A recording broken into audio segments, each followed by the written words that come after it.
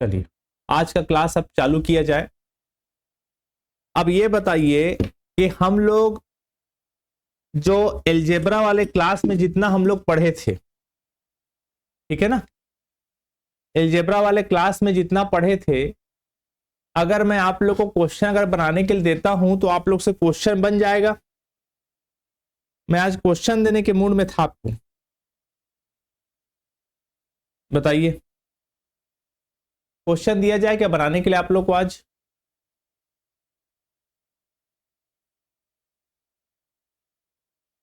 नहीं, नहीं है।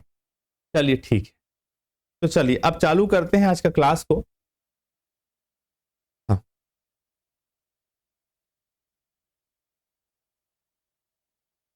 ठीक है। इन सेटिंग वटिंग कैसे ऊपर नीचे जा रहे हैं, ट्राई करेंगे। चलिए देखिए अब ना,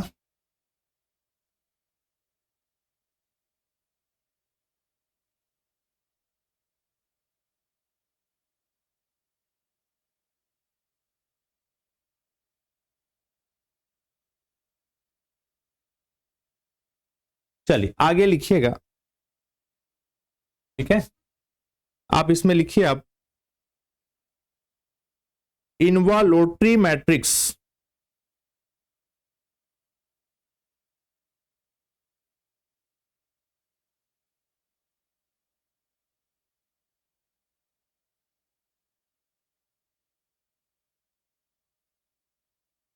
ठीक है ना, क्या पढ़ रहे हैं? Involutory matrix.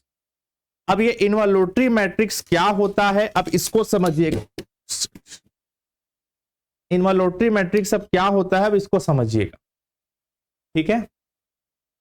मैं लिख देता हूं, पहले आप लिखिए फिर मैं समझा रहा हूं आपको, ठीक है। स्क्वायर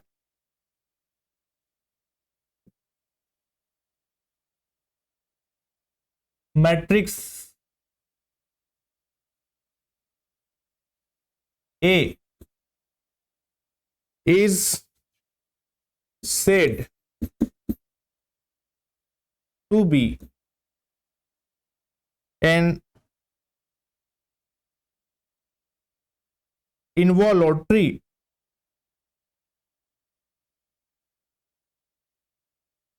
matrix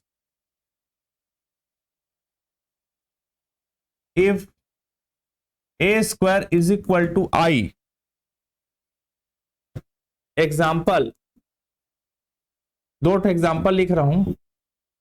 एक एग्जाम्पल है खुद आई और एक एग्जाम्पल है माइनस आई। अब ध्यान से सुनिएगा भाई, कैसे कैसे सारी चीजें हो रही हैं, ठीक है। अब देखिए इसमें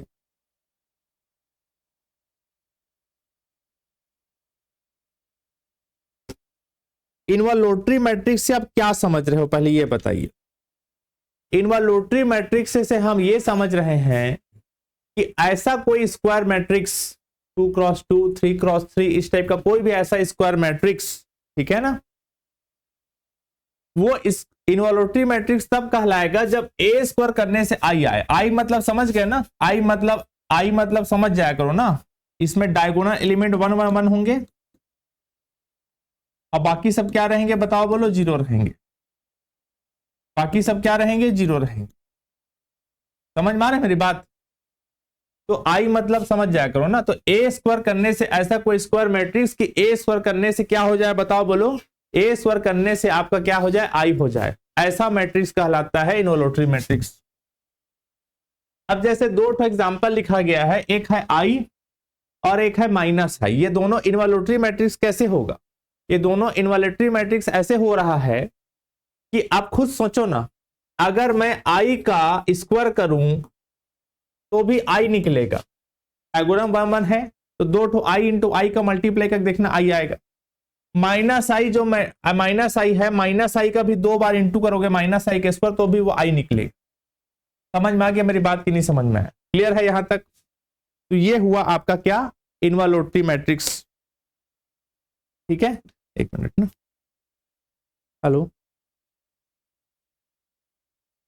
नहीं अभी मतलब भाई ना, अभी मतलब बिल्कुल मतलब क्लासेस अभी मतलब बिल्कुल भी मैं कल मैं मैनेज कर लूंगी, ठीक है। मैं कल कोई भी हालत मैनेज कर लूँगा, अभी क्लास मतलब मैं लाइव क्लास लेता हूँ, ठीक है, हाँ, मतलब है ना अभी। चलिए अब देखिए, अब इसके बाद देखो कुछ अलग से बात इसमें,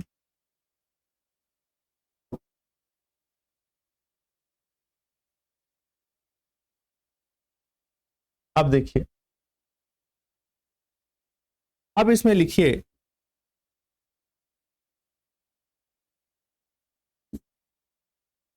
how many involutory matrices of order n are diagonal matrix.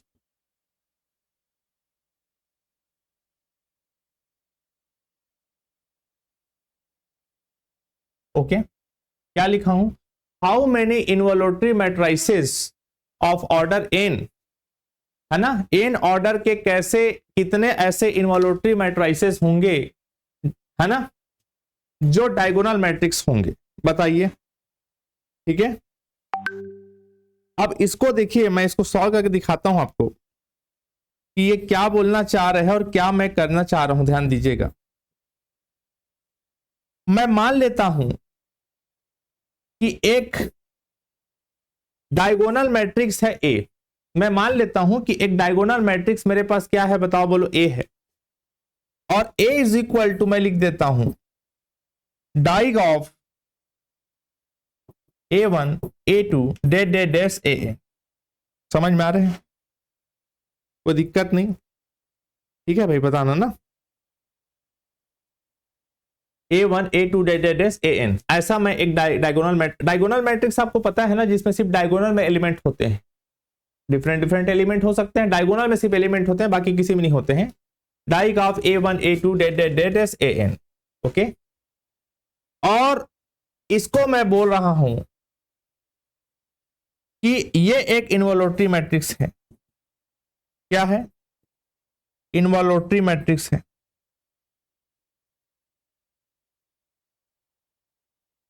क्या है, इनवॉल्यूटरी मैट्रिक्स है, ऐसा मैं माना हूं ना, लेट लिखा हूं, let a is equal to diag of A1 A2 डेडर्स AN be an involutory matrix, ऐसा मैं मान के चलता हूं।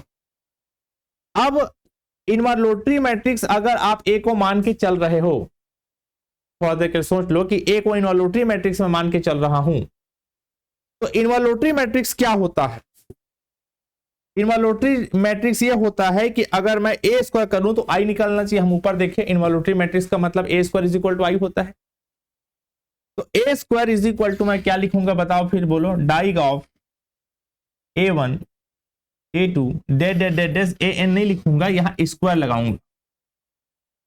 आप याद करिए, हम लोग डायगोनल मैट्रिक्स में चीज को पढ़े हुए हैं कि डायगोनल मैट्रिक्स में हम ये चीज क्या पढ़े हुए थे कि अगर दो डायगोनल मैट्रिक्स का मल्टीप्लीकेशन करें तो उसके डाइग जो एलिमेंट हैं उनका भी सब में क्या लग जाता है, स्क्वायर लग जाता है, तो वैसे ए स्क्वायर किया तो ऐसा होगा।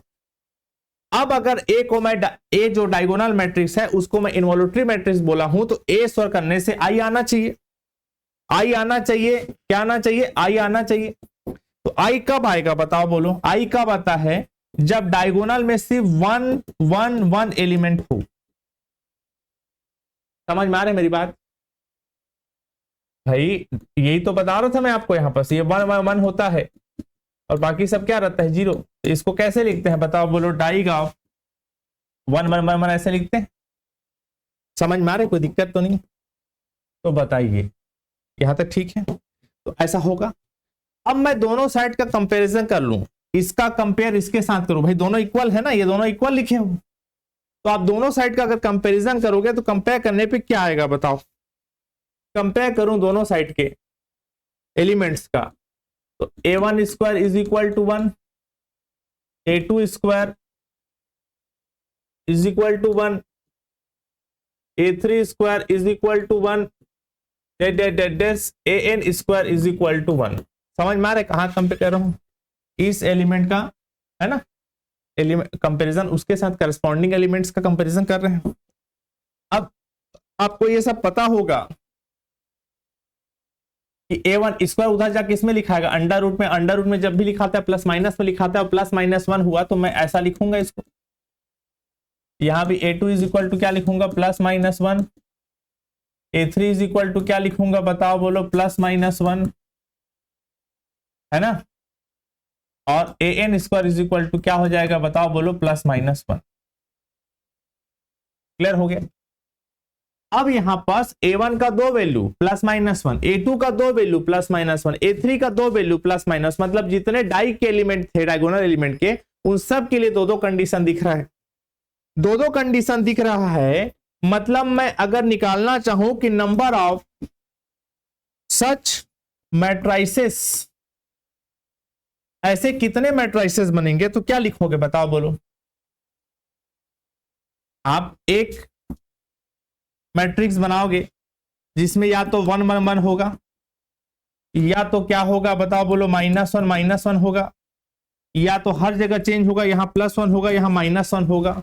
तो ऐसे कितने मैट्राइसेस बनेंगे, तो यहां पर क्या दिख रहा है कि डायगोनल के हर एलिमेंट के पास दो दो पॉसिबिलिटीज हैं। पहले एलिमेंट के पास यहां जो होगा या तो +1 होगा या तो -1 होगा, +1 या तो -1। अगला जो डाई के एलिमेंट है उसके पास भी दो पॉसिबिलिटी, अगले डायगोनल एलिमेंट के पास जो है उसके पास भी दो पॉसिबिलिटी, लास्ट वाले के पास भी दो पॉसिबिलिटी। ऐसा कितना बार जा रहा है, बताओ बोलो। टोटल जा रहा है n टाइम्स। कितना बार जा रहा है, n टाइम्स जा रहा है।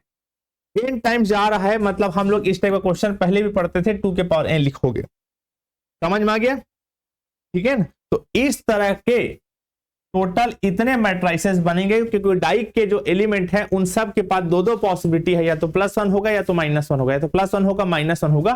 तो कुल मिला के इतने मैट्राइसेस बन सकते हैं, ठीक है ना। क्लियर हो गया। और जो एंट्रीज होंगी, एंट्रीज मतलब जो एलिमेंट होंगे उसके, एंड डायगोनल एंट्रीज वो कितनी होंगी, मस्ट बी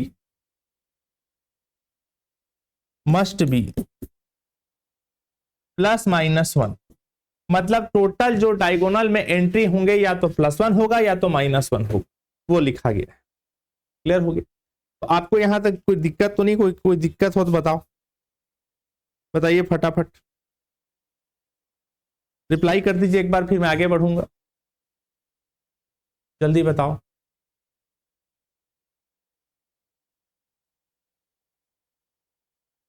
ठीक,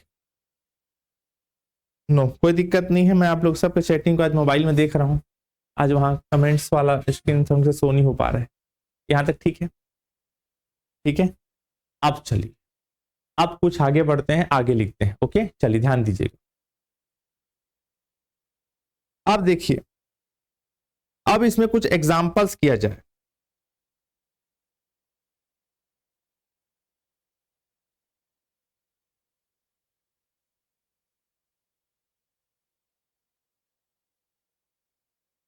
सब एग्जाम्पल ऑफ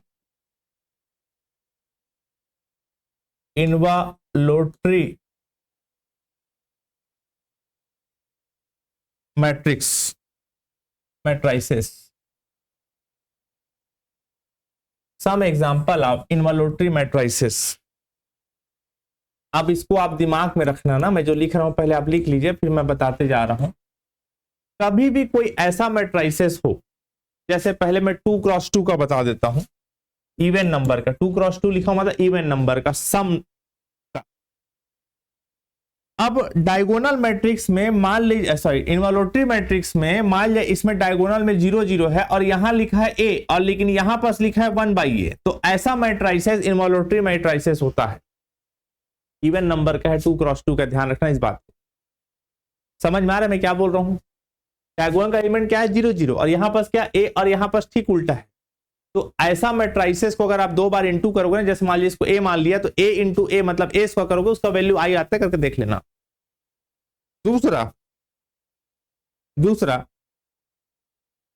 अगर मैं 3 क्रॉस 3 का बनाऊं, मतलब ऑड नंबर में बनाऊं, क्या ऑड नंबर में, तो यहां पर 3 क्रॉस 3 मतलब 3 रो 3 कॉलम। अब देखो जो मैं लिख रहा हूं उसको ध्यान से देखना।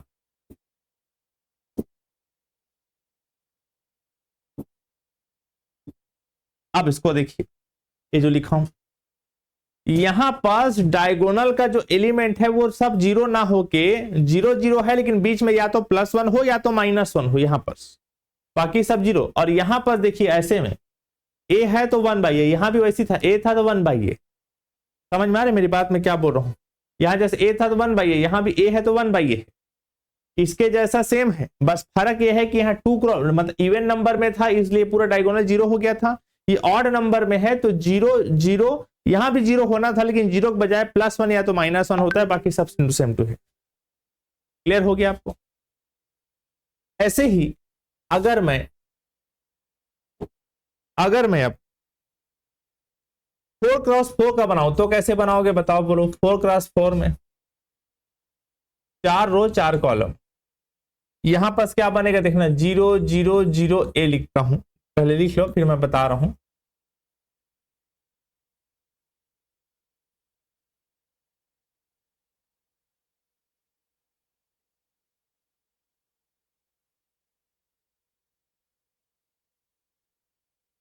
ठीक,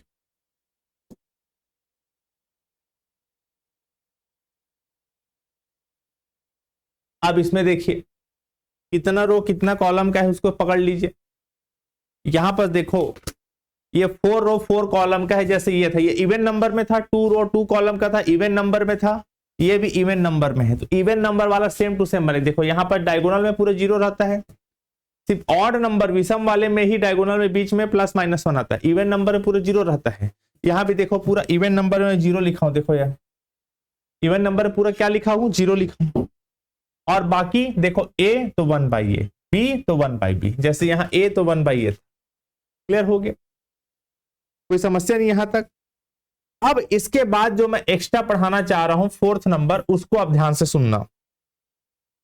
पहले मैं लिख देता हूं, आप पहले लिख लीजिए, उसके बाद मैं इसको समझाता हूं।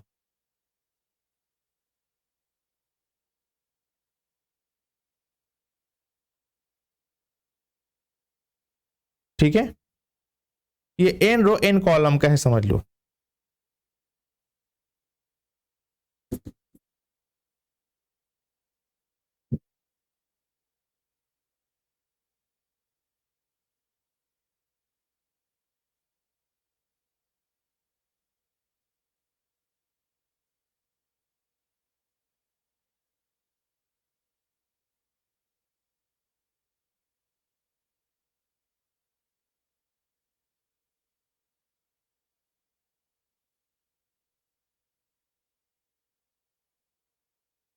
ठीक, ध्यान दीजिएगा।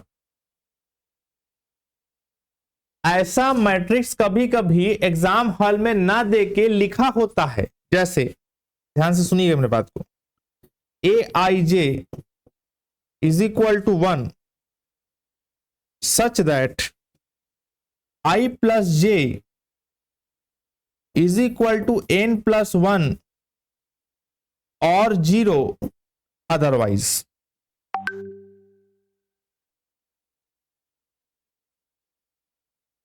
हाँ, मैं क्या बोला ध्यान से सुनिएगा।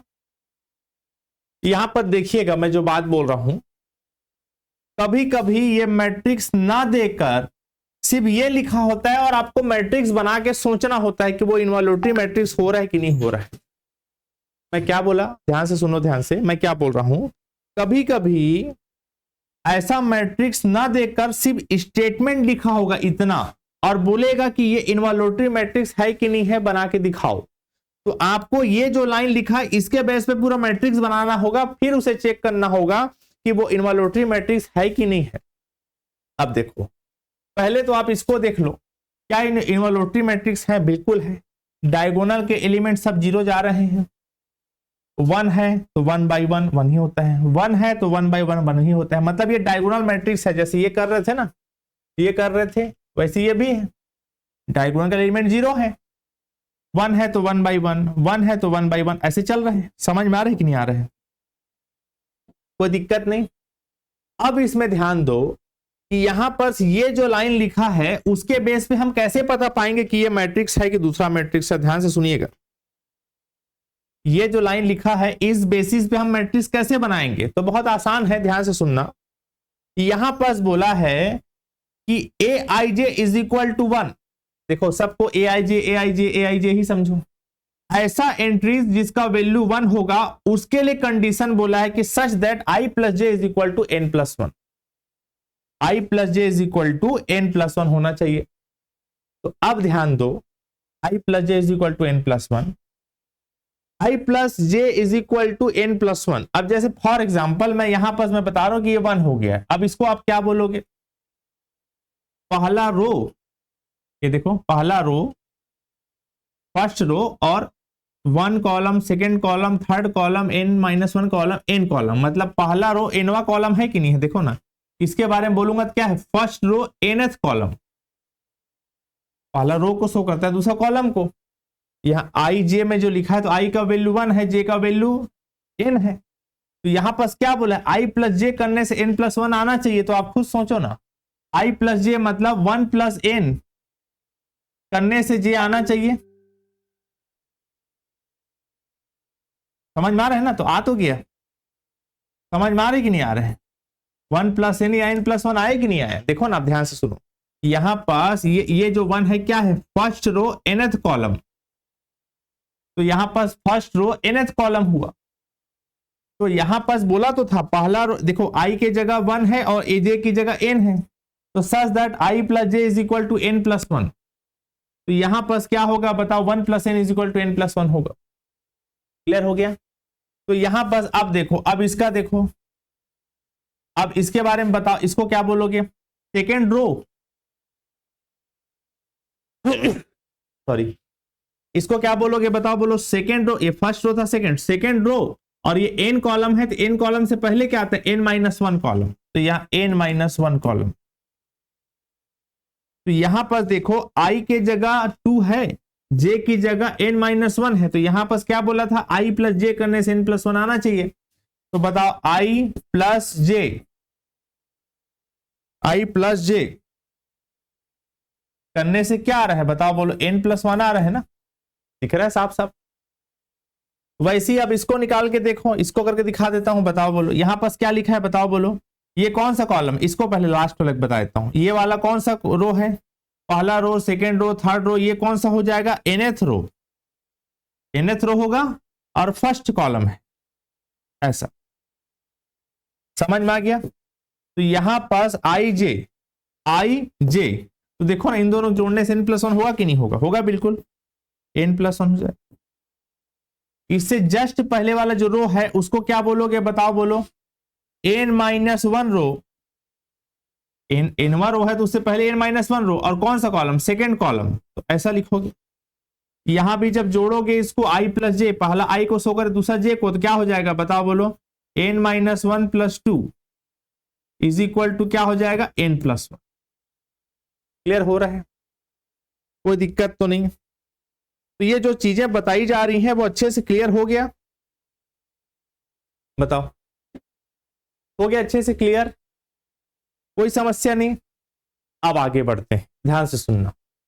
अब इसके बाद देखो, ठीक है, आप लोग का रिप्लाई नहीं आ रहा है ज्यादा, लेकिन मैं समझ रहा हूं कि आपको कोई दिक्कत नहीं आ रहा है इसलिए रिप्लाई नहीं कर रहे हो, ओके। तो वही चीज बोला था कि कभी कभी ऐसा मैट्रिक्स ना देख के ऐसा स्टेटमेंट लिखा होता है। और क्या लिखा, देखो i plus j is equal to n plus 1, इन्हीं के लिए 1 होगा, देखो ये 1 1 1 इन्हीं के लिए था, अदरवाइज 0 होगा बोला था। और इज इक्वल टू 0 मतलब बाकी इन सबको छोड़ के बाकी सब 0 होना है। इन सब का चेक कर लिया, बाकी सब 0 होगा। तो आप क्वेश्चन जब बनाओगे ना, खुद से एक बार खुद से बनाने की कोशिश करोगे, मैं तो हालांकि बना बना दिखा दूं, जब खुद से आप बनाने की कोशिश करो तब आपको चीजें और अच्छे से क्लियर होगा, ओके। अब आगे बढ़ते हैं, ध्यान दीजिएगा। अब आगे सुनो, नोट करके लिखिएगा इसको, नोट,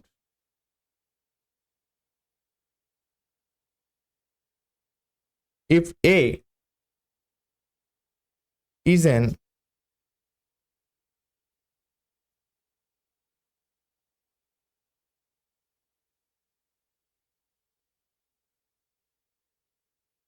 इन्वोल्यूटरी मैट्रिक्स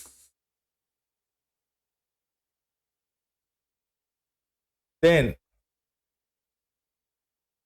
a के power 2n is equal to आई।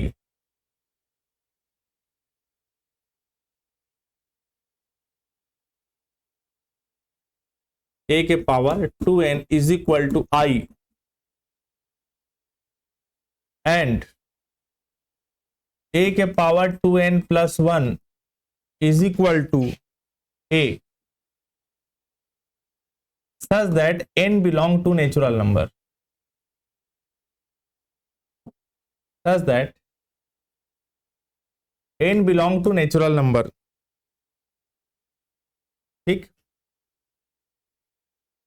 क्या बोल रहा है उसको समझिएगा ना। क्या बोल रहा है, बहुत आसान सा बात बोला है कि अगर कोई ए इन्वोल्यूटरी मैट्रिसेस हैं तो ए के पावर 2n, अब n यहां नेचुरल नंबर है ना, नेचुरल नंबर कहां से चालू होता है, 1 से। 1 रखो, 2 इंटू 1 2, 2 इंटू 2 4, 2 इंटू 3 6, मतलब ए के पावर इवन नंबर आते जाएगा, सम संख्या।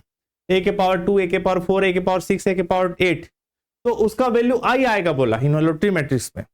लेकिन अगर ए के पावर 2n प्लस 1 वाला स्थिति हो, क्या वाला स्थिति हो, 2n प्लस 1 वाला कंडीशन आपको दिखे, ए के पावर 2n प्लस 1, मतलब n की जगह 1 रखोगे तो 2 प्लस 1 3, 2 रखो 2 टू 4 प्लस 1 5, तो ए के पावर 5 करने से ए आएगा। समझ में आ गया, तो वो ए आएगा बोला है इन्वोल्यूटरी मैट्रिसेस के लिए। इसको प्रूफ करा के अपन देख लेते हैं कि मान ली जाए if A is involutory matrix,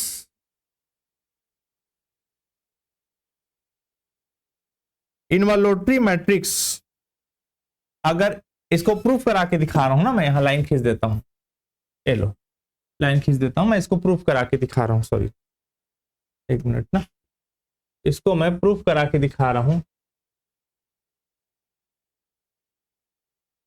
if A involutory matrix है, बनाता हूं, if A is involutory matrix, उसके लिए ए स्क्वायर इज इक्वल टू क्या होता है, आई। मैं इसको प्रूफ करा के दिखा रहा हूं ना, अगर ए इन्वोल्यूटरी मैट्रिक्स है तो a square is equal to आई होगा।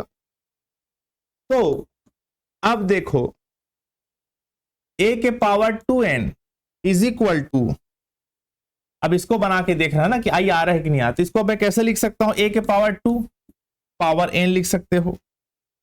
अब यहां पास इन्वोल्यूटरी मैट्रिक्स ए को लेके चले, मतलब a square is equal to I होता है, तो ए स्क्वायर की जगह पर क्या लिखूंगा, आई लिखूंगा ना, और इसका वैल्यू क्या हो जाएगा बताओ, बोलो आई। समझ में आ रहा है, होगा कि नहीं होगा, आ रहा है ना, ए के power 2n is equal to I आ रहा है ना। अब एग्जांपल रख के सोच भी देख लो, चलो ए के पावर मान लीजिए मैं 3 करता हूं, अब आगे देखना, अब ए के पावर 3 करता हूं मान लिया, तो इसको ए के पावर 3 को क्या लिख सकता हूं, ए स्क्वायर इंटू ए लिख सकता हूं। अब ए इन्वोल्यूटरी मैट्रिक्स है, मतलब ए स्क्वायर का वैल्यू आई होगा, तो आई इंटू ए होगा, आई इंटू ए कितना हो जाएगा, ए होगा। ए के पावर 2n प्लस 1, ए के पावर 2n प्लस 1, अगर मैं देखो इसको करके दिखा भी दिया ना, इसका एक्चुअली ना ये इतना के लिए बनाया हूं, अब अगले वाले के लिए बनाने की कोशिश कर रहा हूं कि ए के पावर 3 मतलब ऑड नंबर हो तो ए आना चाहिए, तो देखो ऑड नंबर ए के पावर 3 करने से देखो ए आ रहा है। इसको भी बना के पूरा तोड़ के दिखाता हूं कि मान ली जाए ए के पावर में और रख के दिखाता हूं, चलो और कर लेते हैं, ए के पावर चलो 5 कर लो, और ए के पावर 5 कर लो। ए के पावर 5 को क्या लिखोगे, ए के पावर 4 इंटू ए लिखोगे, लिखोगे ना। अब ए के पावर 4 को फिर क्या लिख सकते हो, ए स्क्वायर इंटू ए स्क्वायर इंटू ए स्क्वायर का वैल्यू ए स्क्वायर का वैल्यू ए, और इंटू में ए लिखे, फिर ए इंटू ए कितना हो गया, सॉरी जी, ए स्क्वायर का वैल्यू क्या होगा, आई होगा, इसका वैल्यू आई होगा इंटू ए, आई इंटू ए कितना हो जाएगा, ए हो जाएगा। क्लियर हो गया। अब इसके आगे देखो, अब इसके बाद देखो ए के पावर 2n प्लस 1, ए के पावर 2n प्लस 1, देखो मैं इसको बना के दिखा दिया ये। अब ए के पावर 2n प्लस 1 को बना रहा हूं, देखो इसको, इसका एग्जांपल भी बता दिया ना, ए के पावर 2n प्लस 1, इसको क्या लिखोगे बताओ तोड़ के, इसको मैं लिखूंगा,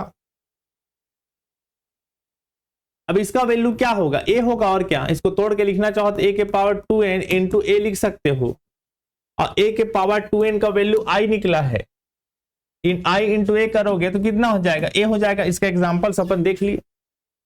बताइए यहां तक कोई समस्या हो तो बताओ। यहां लिख लेना सच दैट यहां पर जो n था वो एक नेचुरल नंबर मतलब 1 2 3 4 5। क्लियर हो गया। बताइए यहां तक कोई समस्या हो तो बताओ, मैं आप लोगों को चैटिंग देख लेता हूं एक बार। किरण आ गया जी, ठीक। अब इसका कुछ क्वेश्चंस देखते हैं, चलो ठीक है ना। सॉरी कहां चला गया। अब इसका कुछ क्वेश्चंस देखते हैं अपन। क्वेश्चन देखो, if a is equal to 0 0 51 0 -1 0 1/51, ठीक है ना, 1/51 0 0, देन a के पावर 101। ये अच्छा क्वेश्चन, इस टाइप क्वेश्चन अक्सर पूछता है, ध्यान दीजिएगा। 4 ऑप्शन लिख देता हूं मैं। पहला ऑप्शन है ए, दूसरा ऑप्शन है आई, थर्ड ऑप्शन है ए स्क्वायर एंड फोर्थ ऑप्शन है नन। ध्यान दीजिएगा क्वेश्चन को ना। अब देखिए ध्यान से, यहां पर जो बात बोला गया है उसको पकड़िए ध्यान से। 0 0 51 0 -1 0 और 1/51 0 0। मैं आपको तरीका जो बताया था उस तरीका को पकड़ो, कि मैं आपको बताया था ऐसा कोई भी मैट्रिक्स इनवॉल्यूटरी मैट्रिक्स होगा जिसमें जैसे यहां बाकी सब जीरो है, देखो 51 1/51 बाकी सब जीरो, और डायगोनल में देखो क्या है बताओ, बोलो 0 0 है, और 3 क्रॉस 3 का है तो एक तो +1 यार तो -1 लगता है, आपको याद होगा मैं पढ़ाया। मतलब कुल मिला के ये जो ए लिखा है वो हम पता चल गया हमको कि वो एक इनवॉल्यूटरी मैट्रिक्स है। कैसा मैट्रिक्स है, इनवॉल्यूटरी मैट्रिक्स है। कैसा मैट्रिक्स है, इनवॉल्यूटरी मैट्रिक्स है। अब इनवॉल्यूटरी मैट्रिक्स जब आपको पता चल गया तो इनवॉल्यूटरी मैट्रिक्स में ए के पावर 101 पूछा है, ए के पावर में 101 इवन है कि ऑड है, इवन है, कोई भी बता देगा। तो हमको पता है ए के पावर में अगर सॉरी इवन बोलता हूं जी, ऑड नंबर है, विषम संख्या है ना, 101 मतलब विषम संख्या है। ए के पावर में जब विषम संख्या लगता है, ऑड नंबर लगता है, तो उसका वैल्यू क्या होता है, ए होता है। तो यहां पर फट से आप बोलोगे ए, फर्स्ट वाला ऑप्शन करेक्ट होगा। क्लियर हो गया, इतना मैं आसान है। तो वही इसीलिए आपको मैं थ्योरी भी पढ़ा रहा हूं, क्वेश्चन भी करा रहा हूं, तो आपको ताकि आपको दोनों में कोई टाइप की दिक्कत मत हो। चलिए और क्वेश्चन करते हैं, एक और क्वेश्चन लेते हैं और अच्छे से क्लियर होगा। अगला क्वेश्चन, अगला question, if a is equal to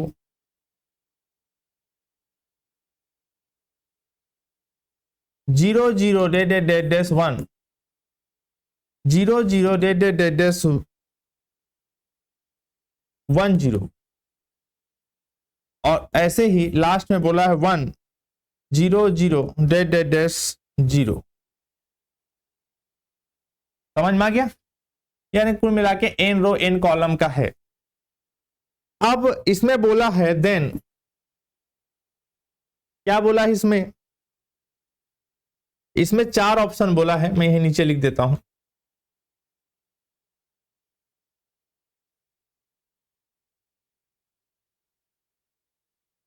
a minus I is equal to 0, second a square minus I is equal to 0, a के power 2018 minus I is equal to 0, fourth number a के power 2019 minus I is equal to 0। ये बोला है, कौन सा option सही होगा ये पूछ रहा है। अब देखो इसमें, इसको बनाते हैं सबसे पहले तो आप पहचानिए कि क्या वो इन्वॉल्यूटरी मैट्रिक्स है। बिल्कुल, मैं आपको पढ़ाया था ये इन्वॉल्यूटरी मैट्रिक्स है। देखो जरा, है इन्वॉल्यूटरी मैट्रिक्स। 1 का उल्टा 1/1 मतलब 1 होगा, फिर यहाँ 1 का उल्टा यहाँ भी 1/1 आएगा, ऐसे लिखा नहीं है यहाँ पर, डेट डेट से समझ जाओ। और डायगोनल एलिमेंट 0 है, मतलब ये एक इन्वॉल्यूटरी मैट्रिक्स है, एक समझ में आ गया। फिर अब चारों ऑप्शन में पूछा है कि a minus I is equal. अब इन्वॉल्यूटरी मैट्रिक्स क्या होता है बताओ। इन्वॉल्यूटरी मैट्रिक्स में a square is equal to I होता है। आप खुद देख सकते हो कि अगर i को इधर लाओगे तो a square minus I is equal to 0, second वाला ऑप्शन करेक्ट हो जाएगा। a के पावर 2018 लिखा है। अब आप बताओ 2018 2018 इवन है कि ऑड है, कोई बता देगा इवन है, तो इवन में उसका वैल्यू क्या होता है, आई होता है। तो यहां पर बताओ इसका वैल्यू आई हो गया, तो आई माइनस आई 0 होगा, मतलब ये भी करेक्ट है। मैं जो बात बोल रहा हूं समझ में आ रहा है कि नहीं आ रहा है आपको? मैं जो बात बोल रहा हूं क्लियर हो रहा है कि नहीं हो रहा है आपको? समझ में आ रहा है कि यहां पर देखो ना, a के पावर 2018, तो इसका वैल्यू क्या होता है बताओ, बोलो। इसका वैल्यू आई हो जाएगा। यहां से इवन a के पावर में इवन लगता है तो आई हो जाता है ना, तो इसका वैल्यू आई हो गया, तो आई माइनस आई 0 हो जाएगा। इसका वैल्यू क्या होगा, a के पावर 2019 ऑड होता है, ऑड में इसका वैल्यू आई a होता है, तो a minus I is equal to 0 कहां से होगा, तो इसमें सेकेंड और थर्ड वाला ऑप्शन ही करेक्ट होगा। सेकेंड एंड थर्ड वाला ऑप्शन करेक्ट होगा। यहां तक क्लियर हो गया, कोई समस्या नहीं है। थोड़ा बीच बीच में रिप्लाई कर दिया करो, सबका चैटिंग में देख रहा हूं। एक आएगा, 2, हाँ ठीक है, ठीक है भाई, क्लियर है।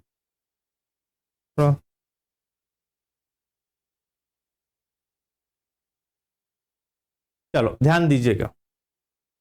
अब इसके बाद देखो, अब इसमें कुछ अलग से और लिख लो फार्मूला। अलग इसका भी यूज नहीं करेंगे, इसका आगे जाके यूज करेंगे, नहीं करेंगे तो फिर रहन दो, लिख लो पहले, फिर आगे जाके। अभी यहाँ कुछ काम नहीं है, ध्यान रखना, मैं इसको बाद में पढ़ाऊंगा, ठीक है।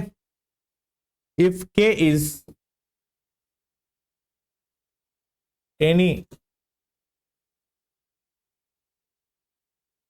नंबर and a is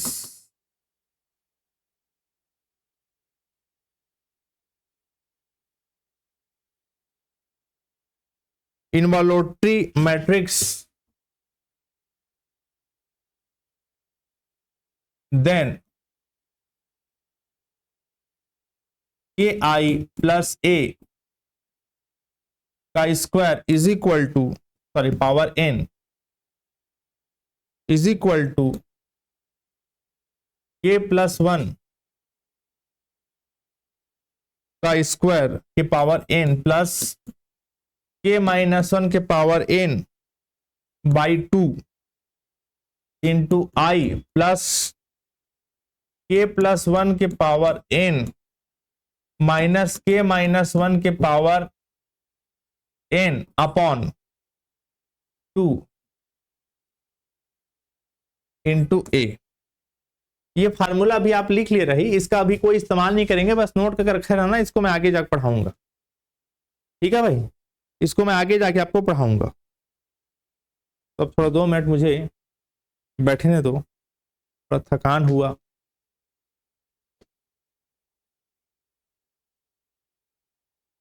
ठीक है भाई। तो बताइए, जितना आपको अभी तक पढ़ाया गया सब क्लियर हो गया?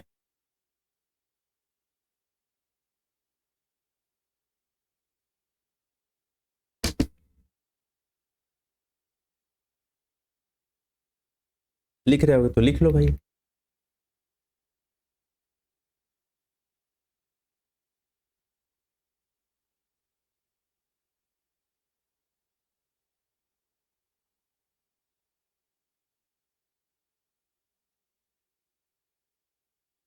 चलिए,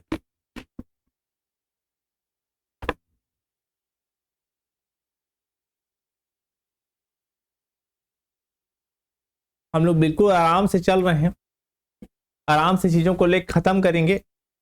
हड़बड़ाहट में नहीं करना है, रिलैक्स माइंड से पढ़ना है। हर 6 महीने में नेट का पेपर हो रहा है, और अभी सेट एग्जाम का सीजी में आता पता दिख नहीं रहा है, ठीक है। तो हड़बड़ाने वाली कोई बात नहीं है, आराम से करेंगे तो भी चीजें हो जाएंगी। चलो अब आगे बढ़ा जाए, ठीक है, अब आगे बढ़ा जाए। याद रखना असिस्टेंट प्रोफेसर का जो एग्जाम होगा, किसका, असिस्टेंट प्रोफेसर का, तो उसमें 30 से 40% जो क्वेश्चन आ सकता है और जो सिलेबस रहेगा वो आपका बीएससी का रहेगा, जिसको आप बीएससी में पढ़े हो, याद रखना। तो अगर आप बुक रखे होगे बीएससी का पुराना सिलेबस के हिसाब से, तो उसको बेचना मत प्लीज, क्योंकि वो बुक मिलेगा नहीं, याद रखना, फिर मार्केट में ना पुराने सिलेबस का, राइट। और अगर किसी को दे दिए हो तो वापस मांग लेना उससे याद से बुक पुराने सिलेबस, क्योंकि असिस्टेंट प्रोफेसर का जो एग्जाम होगा ना, याद रखना, उसमें जो आपका छत्तीसगढ़ का जो पुराना सिलेबस था बीएससी का, उसमें से क्वेश्चन मुझे लगता है कि ज्यादा पूछ सकता है, क्योंकि क्वेश्चन पेपर सेट करेंगे तो जो प्रोफेसर पुराने हैं ना, जो पुराने सिलेबस के हिसाब से पढ़ाने के आदी थे, वो पुराने बुक को प्रिफर करेंगे मेरे हिसाब से, मुझे ऐसा लगता है, बाकी आपकी मर्जी, ठीक है। चलिए अब आगे बढ़ा जाए, ठीक है, ध्यान दीजिएगा। मेरे पास सेकेंड ईयर का बस है, अब रखे हो कहाँ रखे हो आप देख लेना भैया, ठीक है। चलो अब आगे लिखिए कुछ।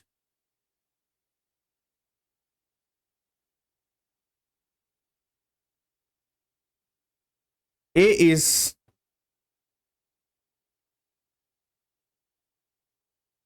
Involutory matrix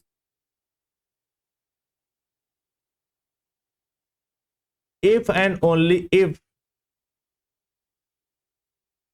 I minus a I plus a is equal to 0, ये होता है। हर कोई इनवॉल्यूटरी मैट्रिक्स है तो उसके लिए होता है I minus A into I plus A is equal to 0 होता है, याद रखना। इसको प्रूफ करा के भी मैं आपको दिखा देता हूं कि इसमें इफ एंड ओनली इफ लिखा है ना, मतलब ए को इनवॉल्यूटरी मैट्रिक्स लेके चलोगे तो ये होगा, और इसको लेके चलोगे तो इनवॉल्यूटरी मैट्रिक्स आएगा ए, ऐसा बोल रहा हूं मैं। तो यहां पास पार्ट 1 देखिए, अब इसको मैं पार्ट 1 लिख देता हूं। पार्ट 1 क्यों बोल रहा हूं, समझ में आ रहा है ना, इफ एंड ओनली इफ के कंडीशन पे बन रहा है, इफ एंड ओनली इफ के कंडीशन पे बन रहा है, यानी ये बोल रहा हूं कि इफ ए इज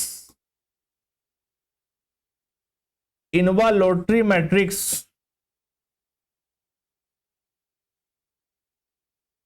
देन, अगर ए को इनवॉल्यूटरी मैट्रिक्स अगर मैं लेके चलता हूं, तो इनवॉल्यूटरी मैट्रिक्स में आप जानते हो ए square is equal to I होता है, बिल्कुल होता है।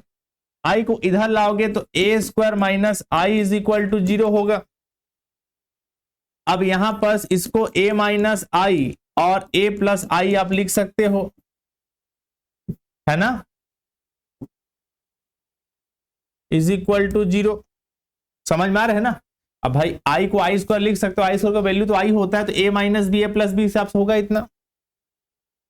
उसके बाद जो है पार्ट टू मतलब कहने का मतलब समझ, पार्ट 2 मतलब क्या बोलना चाह रहा हूं मैं, पार्ट 2 कहने का मतलब है ए को इनवॉल्यूटरी मैट्रिक्स लेके चले तो ये लाए, अब इसको लेके चलना तो ये लाओगे। मतलब ये बोल रहा हूं मैं कि अगर मैं उसको लेके चला, मतलब आई माइनस ए और आई प्लस ए लेके चल रहा हूं मैं, तो फिर आपको ये ला के दिखाना है इनवॉल्यूटरी मैट्रिक्स। तो यहां पर गुणा कर लो पारी पारी, आई इंटू आई, फिर आई इंटू ए, फिर आई इंटू ए, फिर प्लस माइनस माइनस कितना हो जाएगा, ए स्क्वायर इज इक्वल टू 0। तो आई इंटू आई कितना होगा, आई इंटू ए कितना होगा, आई इंटू ए कितना होगा, ए, और ए स्क्वायर का वैल्यू क्या ले, ए स्क्वायर लिख लो ऐसे भी। इनवॉल्यूटरी मैट्रिक्स लाना है ना, उल्टा बना रहे हो, ध्यान रखना। अब यहाँ पास ए इंटू ए माइनस से कट जाएगा, क्या बचेगा बताओ, बोलो, आई माइनस क्या हो जाएगा, ए स्क्वायर इज इक्वल टू 0। तो यहाँ पास फिर फाइनली कितना हो जाएगा, फिर यहाँ पास क्या हो जाएगा बताओ, बोलो, ए स्क्वायर का वैल्यू क्या हो जाएगा बताओ, बोलो, आई, ए इसको उधर जाके क्या हो जाएगा, ए स्क्वायर इज इक्वल टू क्या हो जाएगा, आई हो जाएगा। क्लियर है। कोई दिक्कत नहीं। अब इतना होने के बाद यहां पर ए इनवॉल्यूटरी मैट्रिक्स लेके चले थे, पहला कंडीशन तो ये ला के दिखाए, दूसरे कंडीशन में ये लेके चले थे तो इनवॉल्यूटरी मैट्रिक्स ला के दिखाए। क्लियर हो गया थ्योरम? चलिए अब आगे देखो, ये तो खत्म हो गया ना। अब मैं 10th नंबर पढ़ा रहा हूं, अगला नीलपोटेंट मैट्रिक्स। क्या? Nilpotent matrix.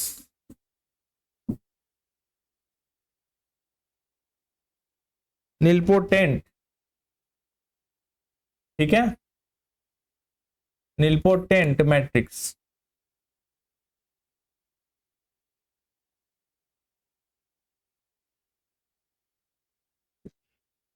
ठीक है ना?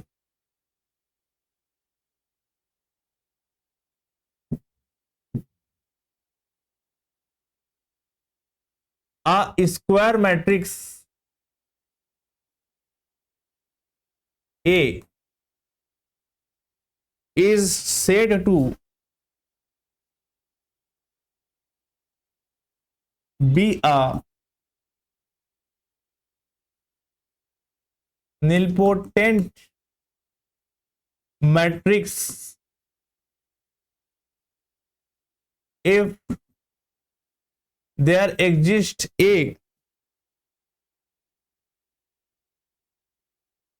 positive integer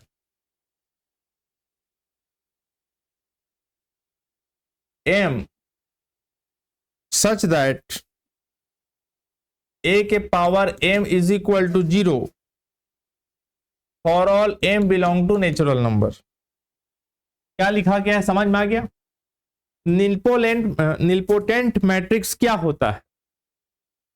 नीलपोटेंट मैट्रिक्स ऐसा मैट्रिक्स होता है, ऐसा स्क्वायर मैट्रिक्स होता है ना, जिसमें एक पॉजिटिव नंबर, एक पॉजिटिव इंटीजर नंबर, एक धनात्मक पूर्णांक संख्या, समझ में आ गया ना? पॉजिटिव इंटीजर, इंटीजर क्या होते हैं? जो -1, -2, 1, 2, 3 सब इंटीजर होते हैं, डेसिमल बस मत हो। लेकिन पॉजिटिव इंटीजर नंबर बोला है मतलब 1 2 3 4 5 6 7 8 9 इसी को ले सकता हूं, डेसिमल बस में नहीं होना चाहिए, ध्यान रखना। उसके लिए a के power m is equal to 0 हो, ऐसा लाके आपको दिखाना है, जिसमें m जो है नेचुरल नंबर है। ठीक है, चलो अब ध्यान दीजिएगा, समझ में आ गया ना? यानी a अगर कोई स्क्वायर मैट्रिक्स है तो a के पावर m करने से 0 होगा, जिसमें m जो है, जिसमें एक पॉजिटिव इंटीजर नंबर m ऐसा लिए हैं कि a के पावर m करने 0 हो जाए। अब सुनो ध्यान से, ठीक है ना? Set of natural number. ठीक है, अब आगे सुन लो,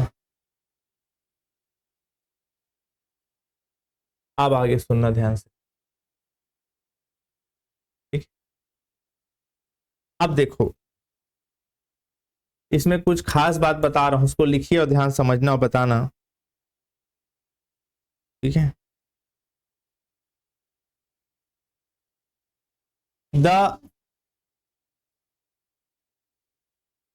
स्मॉलेस्ट नेचुरल नंबर के such that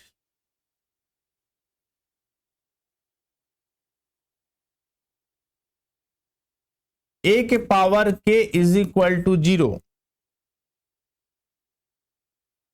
is known as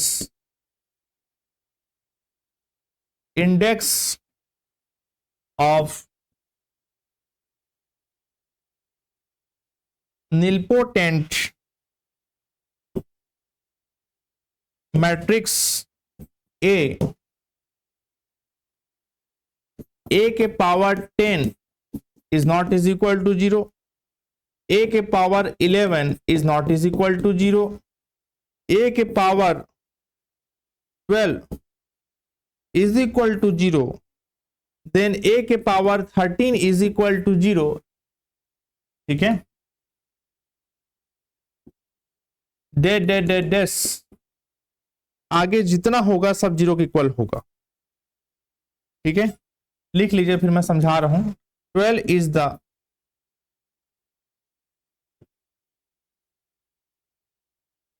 smallest positive number such that a के power 12 is equal to 0, so 12 is the index of nilpotent matrix A। क्या लिखा गया है ध्यान से सुनिए और समझिए कि मैं बोलना क्या चाह रहा हूं। क्या बोलना चाह रहा है ध्यान सुनिएगा, एकदम ध्यान से समझिएगा ना जो मैं बात बोल रहा हूं। कोई एक स्मॉलेस्ट नेचुरल नंबर के ऐसा लेना है कि a के पावर k करने से 0 हो जाए, तो उसको हम जानते हैं इंडेक्स ऑफ निल्पोटेंट मैट्रिक्स के फॉर्म में। मतलब निल्पोटेंट मैट्रिक्स का इंडेक्स किसको बोलते हैं, इसको पता करने के लिए a के power k is equal to 0 ला के दिखा दो। तो अगर a के पावर k करने से 0 हो जाए तो वहां पर जो k है वो इंडेक्स ऑफ निल्पोटेंट मैट्रिक्स कहलाएगा। एकदम क्लियर सीधी सी बात है कि अगर a के पावर k करने से 0 हो जाए तो वहां पर जो k है वो निल्पोटेंट मैट्रिक्स का इंडेक्स कहलाएगा। कोई दिक्कत नहीं, निल्पोटेंट मैट्रिक्स का क्या कहलाएगा, इंडेक्स कहलाएगा। और खास बात यह भी है कि अगर a के पावर k करने से 0 आया तो k के बाद जितना एलिमेंट ले लूं, a के पावर k प्लस 1 वो भी 0 होगा, a के पावर k प्लस 2 वो भी 0 होगा। इस बात को ध्यान रखना। फॉर एग्जाम्पल देखो लिखा जैसे a के power 10 is not is equal to 0, ठीक, कोई दिक्कत नहीं हो रहा है a के पावर 10 करने 0। a के power 11 is not is equal to 0, ये भी नहीं हो रहा है 0 पर, कोई बात। लेकिन अगर a के पावर 12 करने से 0 हो गया तो यहां पर जो 12 है, यहां पर जो 12 है वो स्मॉलेस्ट पॉजिटिव नेचुरल नंबर हो गया। तो यहां पर जो 12 है वो इंडेक्स ऑफ निल्पोटेंट मैट्रिक्स कहलाया। देखो लिखा है, पढ़ो ध्यान से। 12 देखो a के पावर 12 इज इक्वल टू 0 हो गया, तो 12 is the smallest positive integer number such that a के पावर 12 इज इक्वल टू 0। मतलब 12 एक स्मॉलेस्ट पॉजिटिव नंबर है जिसमें a के पावर 12 का 0 हो रहा है। So 12 is the index of nilpotent matrix. 12 जो है इस मैट्रिक्स a के लिए निल्पोटेंट इंडेक्स का काम करेगा। और खास बात यह है कि अगर a के पावर 12 करने 0 हो जाए तो बाकी फिर a के पावर 13, a के पावर 14 वो भी सब 0 के इक्वल होता है। इसको याद रखना। क्लियर हो गया मेरी बात? यहां तक मैं जो बात बोला आपको वो अच्छे से क्लियर हो गया? कोई समस्या तो नहीं है? आज मुझे मोबाइल से देख देख के सब चैटिंग को पढ़ना पड़ रहा है, क्या हो जाता है मुझे। ठीक है,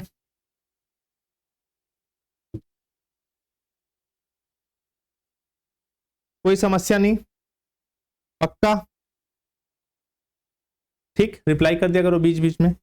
अब आगे देखो, इतना होने के बाद ठीक है, अब इसमें कुछ कुछ और बातें लिखो नोट करके। नोट ठीक, लिखिए पहले फिर मैं समझाता हूं आपको। ठीक है, लिखिए ध्यान से फिर मैं समझा रहा हूं। If A is a nilpotent matrix of index K, then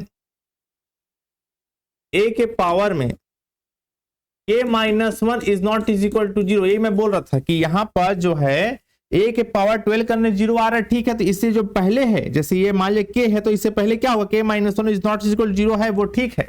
a के power k-1 is not is equal to 0 है, वो ठीक है। लेकिन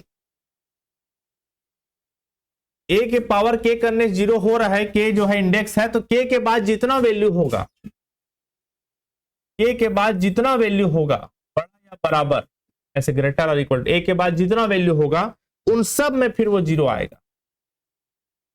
क्लियर हो गया? ये पहला बात था, इसको नोट फर्स्ट करके लिख लेना, यहाँ पर क्या लिख लेना, नोट फर्स्ट। नोट करके अब 2 लिखो। मान लीजिए आपके पास एक नल मैट्रिक्स है, नल मैट्रिक्स समझ गए ना, पूरा वैल्यू 0, पूरा वैल्यू 0, कोई एक नल मैट्रिक्स है, ठीक है ना। तो यहां पर is a nilpotent matrix with index 1, ठीक है। और आगे लिख देता हूं इसमें, नल matrix 0 is the only nilpotent matrix with index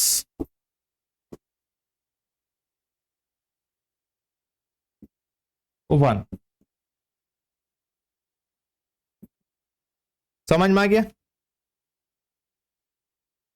क्या लिखा है? ध्यान से पहले सुन लीजिए।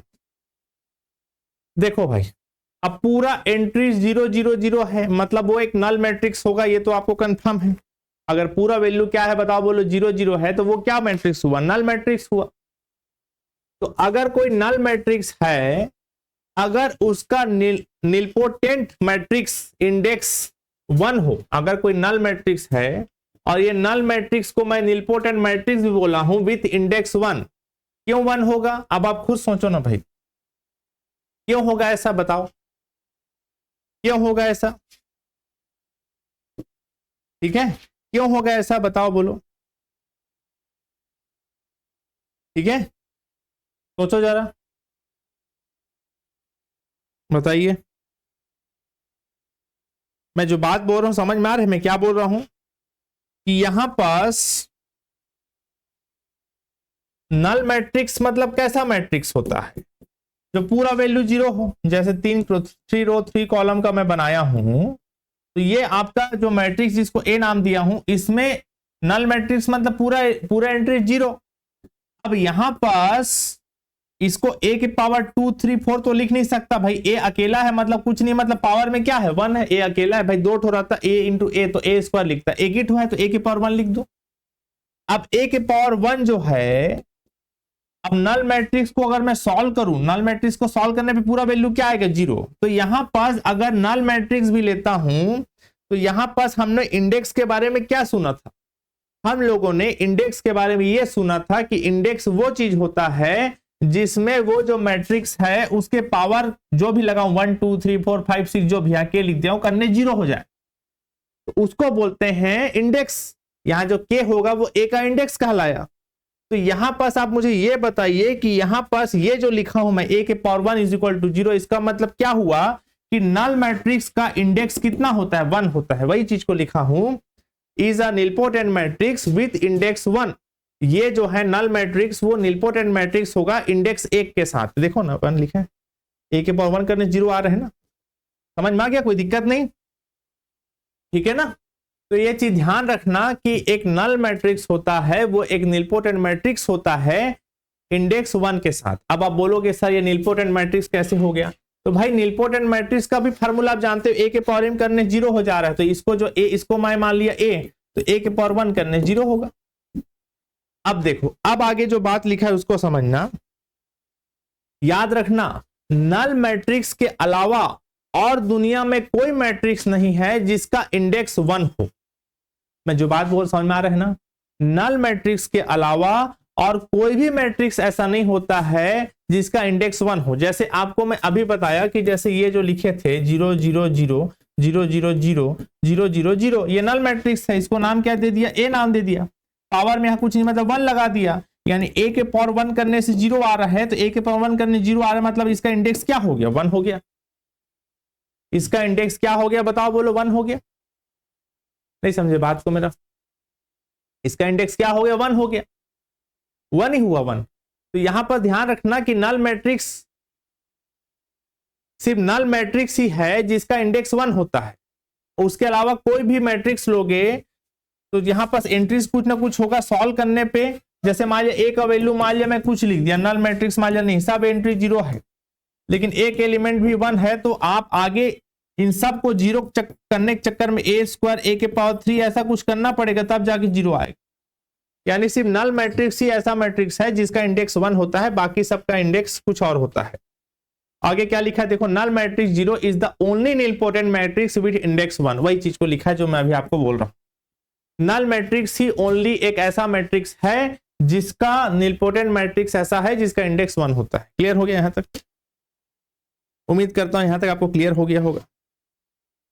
अब आप लोगों की अनुमति हो तो हम आगे बढ़ते हैं, और एक बार रिप्लाई कर दीजिए प्लीज, आप लोगों को चैटिंग नहीं आ पा रहे हैं।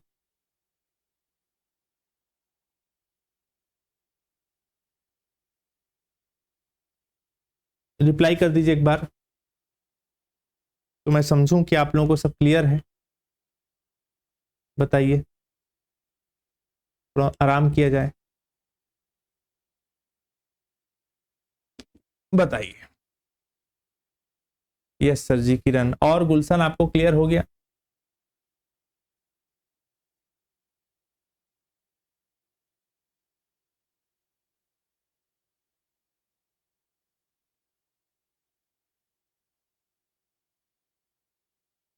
गुलशन आपको क्लियर हो गया जी?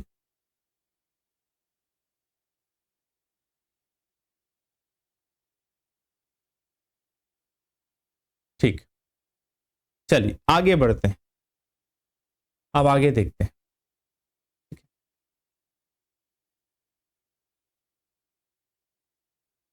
ठीक है,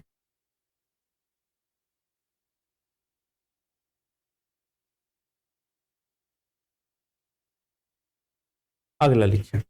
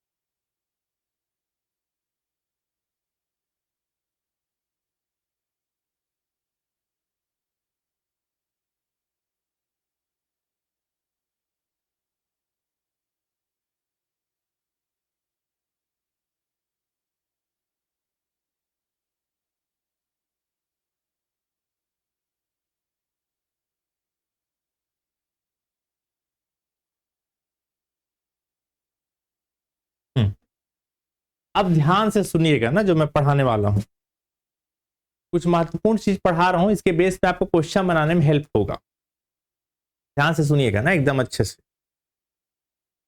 एकदम ध्यान से ना, टेंशन होके एकदम। जैसे यहां पर जो लिखा हूं मैं, ठीक है ना, 6 रो 6 कॉलम का है एग्जाम्पल। कैसे चेक करते हैं निलपोटेंट मैट्रिक्स का इंडेक्स ऐसे क्वेश्चन में, अब उसको ध्यान दीजिए। तो आप ऐसे क्वेश्चन में पकड़ा करो कि कौन कौन सा non zero element, non zero entries यहां पर अवेलेबल है। जैसे यहां पर लिखा ए, अब ए कहां पर है? फर्स्ट रो सेकंड कॉलम में, फर्स्ट रो सेकंड कॉलम में, first row and second column, ऐसा। क्लियर हो गया? और कौन सा बी है? बी कहां पास मौजूद है? थर्ड रो, और कौन से कॉलम है? First second third fourth. तो थर्ड रो और फोर्थ कॉलम में मौजूद है। अगला देखो सी, फिफ्थ रो, फिफ्थ रो और सिक्स्थ कॉलम में मौजूद है। क्लियर है मेरी बात? फिफ्थ रो और सिक्स कॉलम में जहां पर जो एलिमेंट है उसका पोजीशन चेक करके आप वहां लिखा करो। यहां तक क्लियर है? अब आगे ध्यान से सुनना। अब ये जो ए है वो तो जीरो हो नहीं रहा है, तो अब आगे निकालना ए स्क्वायर। ए स्क्वायर मतलब ए का ए के साथ, अब ए का ए के साथ कैसे चेक करते हैं उसको भी ध्यान से सुनना मेरी बात को। जैसे यहां 1 2 लिखा है तो इसका लास्ट का एलिमेंट को पकड़ करो, लास्ट एलिमेंट क्या है 2, तो इसका जोड़ी अब इन दोनों में से किसी एक के साथ ऐसा जमाओ कि उसका पहला एलिमेंट 2 हो। जैसे यहां पर मैं बोला 1 2 है तो यहां पास दूसरा जो पेयर ऐसा बनाना कि यहां कुछ लिखा हो मतलब नहीं, लेकिन यहां 2 जरूर होना चाहिए, ये दोनों सेम होना चाहिए। वही मैं बोल रहा हूं यहां 2 है तो यहां पास इन दोनों में से किसी में पहले में 2 नहीं है, मतलब वो छूट गया, समझो खत्म। मतलब ये वाला को अब चेक करने की जरूरत नहीं है, नहीं मिल रहा है, जोड़ी तो नहीं मिल रहा है। इसको देखो 3 4, 3 4 में लास्ट एलिमेंट 4 है तो इन इसमें या इसमें किसी एक में यहां पास पहला एलिमेंट 4 होना चाहिए, नहीं है, मतलब ये भी छूटा, खत्म, टाटा बाय बाय। यहां पर देखो 5 6 है, 5 6 में लास्ट एलिमेंट क्या है 6, तो ऐसा कोई जोड़ा देखो जिसका पहला 6 हो, तो इसमें भी पहला 6 नहीं है, इसमें पहला 6 नहीं, मतलब ये भी छूटा, उसका भी कोई जोड़ा नहीं मिला। कोई जोड़ा नहीं मिला इसका मतलब यहां पास वैल्यू क्या होगा 0 होगा। वैल्यू 0 हो गया मतलब a square is equal to करने से 0 हो गया, तो मैं आपको यही चीज तो समझा रहा हूं कि अगर किसी के स्क्वायर करने 0 हो गया तो यहां जो 2 है वो इंडेक्स हो गया इस निम्पोटेंट मैट्रिक्स का। लिखता हूं a is a nilpotent matrix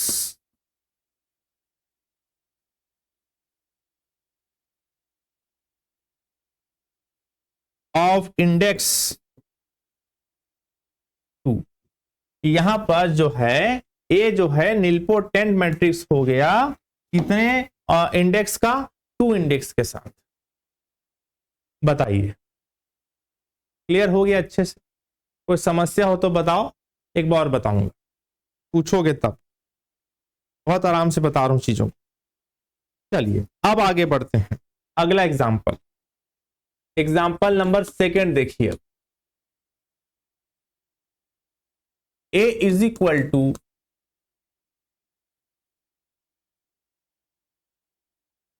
0 1 2 4 0 0 5 3 0 0 0 9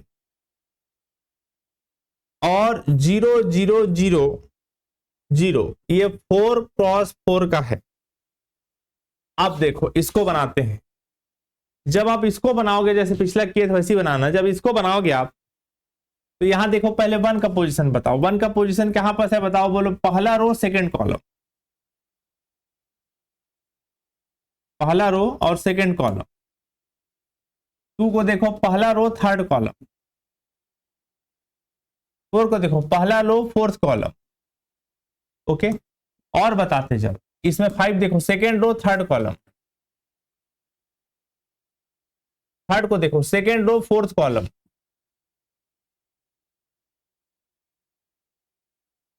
nine को देखो थर्ड रो फोर्थ कॉलम।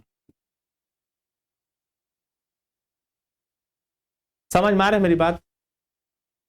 अब इसके बाद देखो, अब आगे आप जब बनाओगे ए स्क्वायर, अब ए स्क्वायर का मतलब क्या होता है, ए इंटू ए, मतलब ए का ए के साथ ही लगाना, ए का ए के साथ ही पेयर सोचना, ए का ए के पेयर के साथ। चलो बताओ, यहां देखो 1 2 है तो यहां आखिरी में 2 है, तो यहां कहीं ढूंढो किसी के पहले में 2 है, देखो इसके पहले में 2 है, इसके आखिरी में 2 है, तो अब इसका जोड़ी जब इसके साथ मिल गया तो दोनों को मिला के लिखना। मिला के कैसे लिखना, यहां पर इसका पहला 1 है उसको लिख देना, ये 2 2 हट जाएगा और यहां पर 3 लिखाएगा, ये बात क्लियर है? फिर इस 1 2 का इसके साथ भी चेक करो, यहां पास इसके आखिरी में 2 है, इसके पहले में भी 2 है, तो इन दोनों का फिर बनेगा जोड़ा 1 2 और 2 4 में 2 2 हटेगा तो क्या बचेगा 1 4। समझे बात को? नहीं समझे? 1 4। फिर 1 2 का 3 4 के साथ, अब यहाँ 2 है इसके आखिरी में 3 है तो बनना नहीं जोड़ी, तो कम से कम इस 1 2 का काम खत्म हो गया, छोड़ दो। अब अगला देखो 1 3 का देखो अब सबके साथ, तो 1 3 का पहले इसके साथ देखो, इसके आखिरी में क्या है 3, इसके पहले में 3 होना चाहिए, नहीं है कोई बात नहीं छोड़ दो। इसका इसके साथ नहीं जम पाएगा, इसका इसके साथ भी नहीं जम पाएगा, इसके आखिरी में 3 है, इसके शुरू में 3 होना चाहिए, ठीक। इसका इसके साथ जमा के देखो, अब इसका आखिरी में 3 है, इसके शुरू में 3 है, जम जाएगा।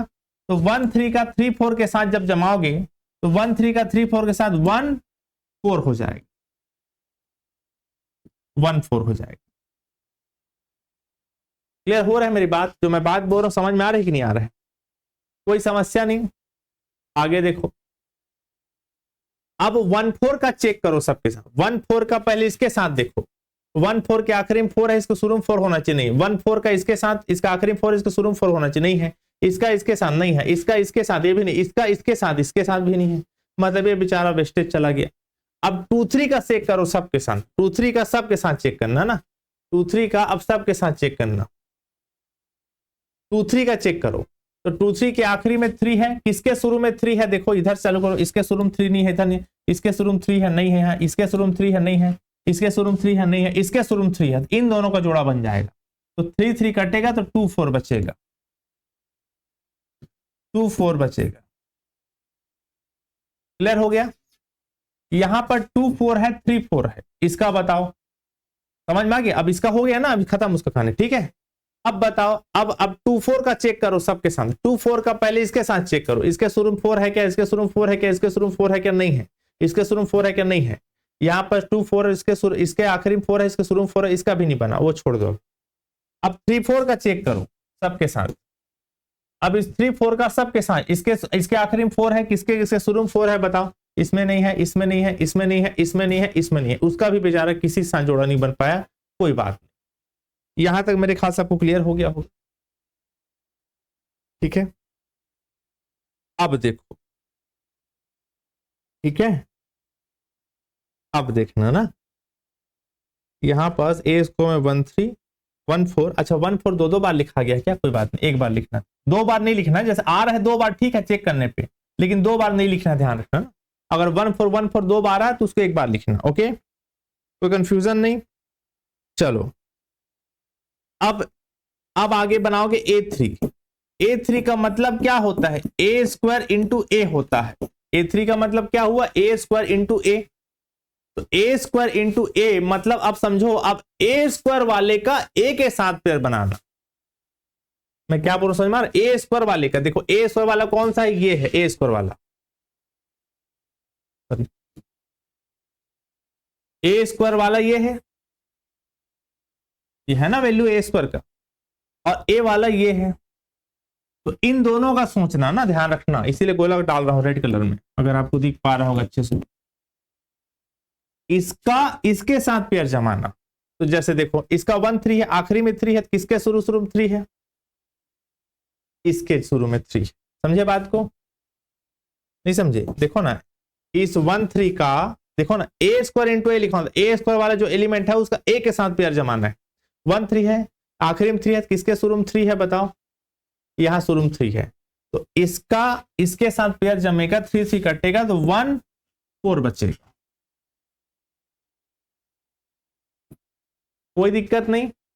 अब देखो, अब 1 4 का चेक करो सबके साथ। 1 4 के आखिरी में 4 है, तो इधर के शुरू में 4 होना चाहिए, नहीं है, यहां नहीं है, यहां नहीं है, यहां नहीं है, यहां नहीं है, यहां नहीं, किसी के साथ नहीं बना। 2 4 का चेक करो, 2 4 के आखिरी में 4 है, तो इधर के शुरू में 4 होना चाहिए, इसमें नहीं है, इसमें नहीं है, इसमें नहीं है, इसमें नहीं है, इसमें नहीं, इसमें नहीं है 4, तो अकेला बच्चा बेचारा। अब उसके बाद जब बनाओगे a के पावर 4, तो a के पावर 4 का मतलब होता है a के पावर 3 इंटू ए होता है। समझना बात को ना, अब इसको समझिए। अब a के पावर 3 इंटू ए, इसका मतलब क्या हुआ? a के पावर 3 मतलब ये, और a मतलब ये, इसका सबके साथ चेक करना, ध्यान रखना, रेड कलर किया हूं, समझ में आ रहा? इसका इतना के साथ चेक करो, a के पावर 3 इंटू ए मतलब a के पावर 3 और a का चेक करना। इसके आखिरी में 4 है, इसके शुरू में किसमें 4 है, शुरू में किसमें 4 है बताओ? किसी में नहीं है 4, मतलब जोड़ा ही नहीं बना बेचारा का। जोड़ा नहीं बना मतलब आप क्या लिखोगे बताओ? बोलो, 0 लिखोगे। जोड़ा नहीं बना मतलब क्या लिखोगे? 0 लिखोगे। समझे नहीं समझे? a के पावर 4 करने से वैल्यू 0 आया, तो जिसके पावर करने से 0 आता है वो उसका इंडेक्स कहलाता है। तो आप क्या लिखोगे बताओ? बोलो, इसलिए आप लिखोगे index of nilpotent matrix is equal to 4 such that. क्यों ऐसा हो रहा है? क्योंकि a के पावर 4 करने से वैल्यू 0 आ रहा है। समझे नहीं समझे? कोई दिक्कत हो तो बताओ, एक बार मैं और बता दूंगा। बताइए, कोई दिक्कत हो तो बताओ, कोई समस्या नहीं है? फटाफट रिप्लाई करेंगे। ओके है किरण विल्सन, ठीक है भाई। चलिए अब आगे बढ़ते हैं, रोकने कोई मतलब नहीं है, लेट हो जाएगा क्लास। अब आगे देखना ना, आगे कुछ बातें लिखो आप। आगे लिखो, if A is a square matrix of order n whose super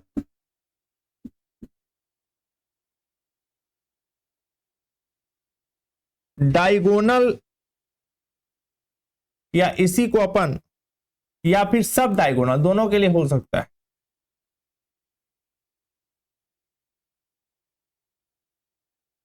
entries are non zero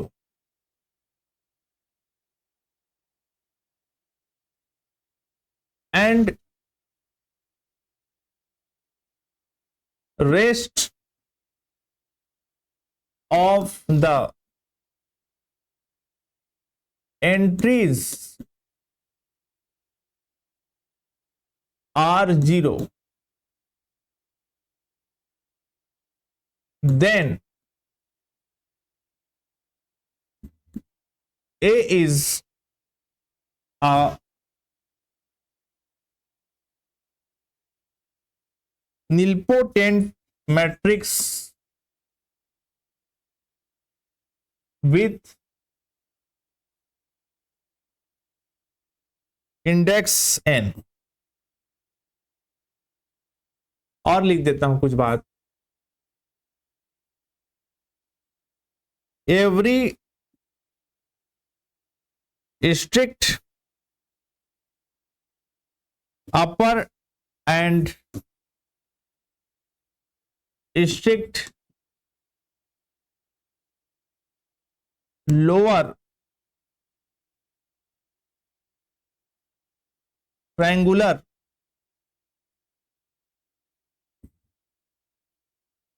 matrix are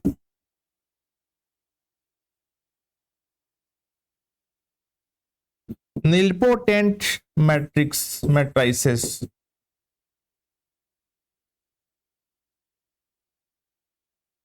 ठीक है, अब इतना बोलने के बाद क्या बोला जा रहा है, ध्यान से सुनिएगा। ये बोल रहा है, अगर कोई एक स्क्वायर मैट्रिक्स है एन ऑर्डर का, जिसके लिए जो सुपर डायगोनल है, सुपर डायगोनल याद है ना किसको बोलते थे? ये डायगोनल होता था, डायगोनल के जस्ट ऊपर सुपर डायगोनल होता था।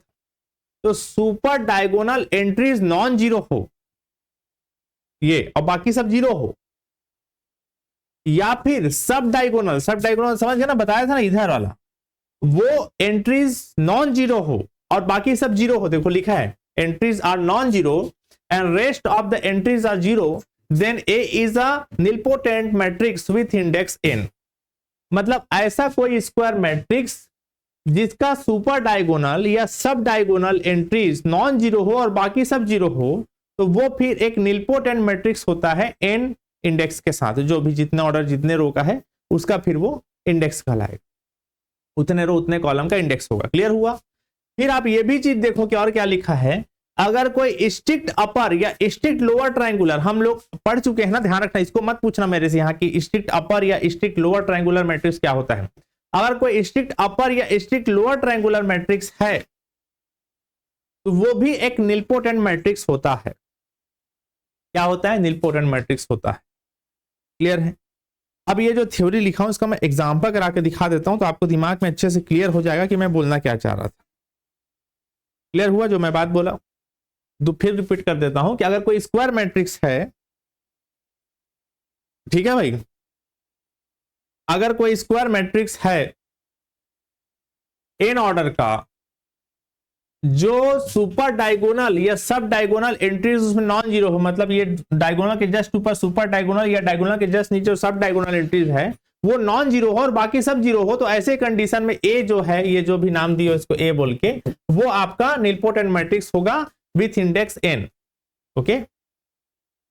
अगर कोई स्ट्रिक्ट अपर या स्ट्रिक्ट लोअर ट्रायंगुलर हो, पता है ना आपको स्ट्रिक्ट अपर या स्ट्रिक्ट लोअर ट्रायंगुलर मैट्रिक्स को बोलते हैं, तो वो भी एक नीलपोटेंट मैट्रिक्स होता है। ठीक, अब इसके कुछ एग्जाम्पल देखे जाएं तो आपको चीजें अच्छे से क्लियर होगा। मैं एग्जाम्पल कराता हूं, अब एग्जाम्पल देखिएगा। ठीक है, देखिए एग्जाम्पल मैं कराता हूं। ठीक है, ठीक है, 0213 0024 0003 0000 है ना, ये 4x4 का बनाया हूं, ध्यान दीजिएगा।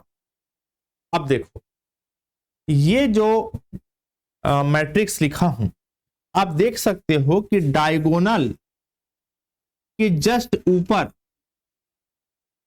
सुपर डायगोनल नॉन जीरो है।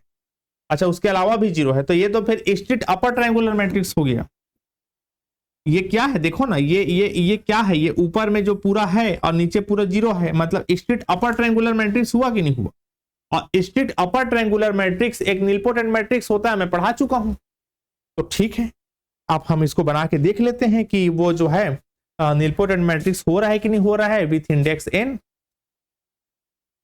समझ में आ रहे हैं, तो बना के देख लेते हैं।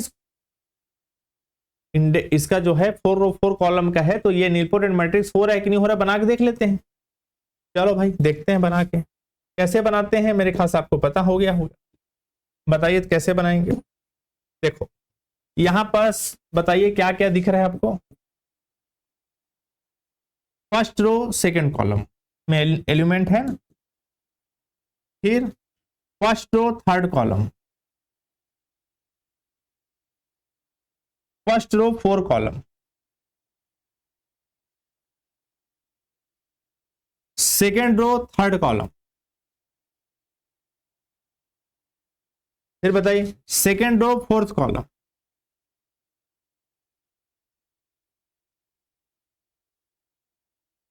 ठीक है ना, फिर थर्ड रो फोर्थ कॉलम।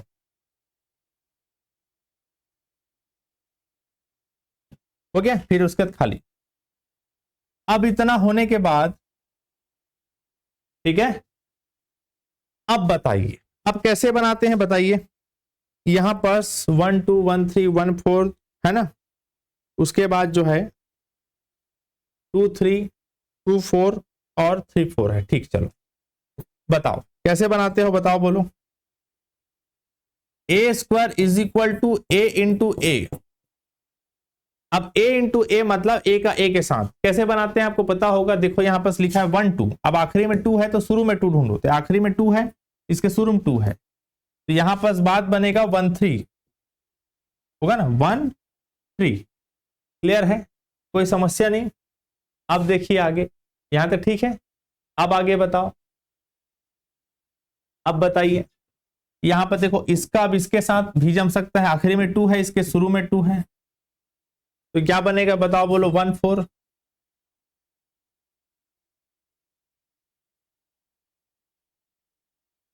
इसके आखिरी में 2 है, इसके शुरू में 2 नहीं है, नहीं बनेगा, बात हो गया। अब बताओ, अब इसके बाद अब इसका बाकी के साथ देखो, इसका आखिरी में 3 है तो इसको शुरू में 3 होना, आखिरी में 3 इसको शुरू में 3 होना, आखिरी में 3 शुरू में 3, आखिरी, तो यहाँ आखिरी में 3 शुरू में 3 बस यहीं पास है, तो लिखोगे 1 4। क्या लिखोगे बताओ बोलो, 1 4। ठीक है, क्या लिखोगे 1 4। अब बताइए इसके आखिरी में, इसको अब बाकी से, इसके आखिरी में 4 है, किसके शुरू में 4 है, नहीं है किसी में, खत्म बेचारा। इसके आखिरी में 3 है, किसके शुरू में 3 है बताओ बोलो, यहां पर शुरू में 3 सिर्फ इसके साथ है, तो 2 3 का 3 4 साथ बनाओगे क्या बनेगा, 2 4 बनेगा, नहीं बनेगा 2 4। अब बताओ, अब इसके बाद 2 4 का बाकी के साथ बनाओगे तो 2 4 का शुरुआत में किसी के साथ नहीं है तो नहीं बनेगा, मतलब सिर्फ इतना ही बनना है। यहां तक क्लियर हो गया। अब इतना होने के बाद अब आप देखो, अब आप बनाओगे ए क्यूब। ए क्यूब मतलब समझ गए ना, ए स्क्वायर का ए के साथ, ए स्क्वायर वाला ये था और ए वाला ये था, इन दोनों का देखना।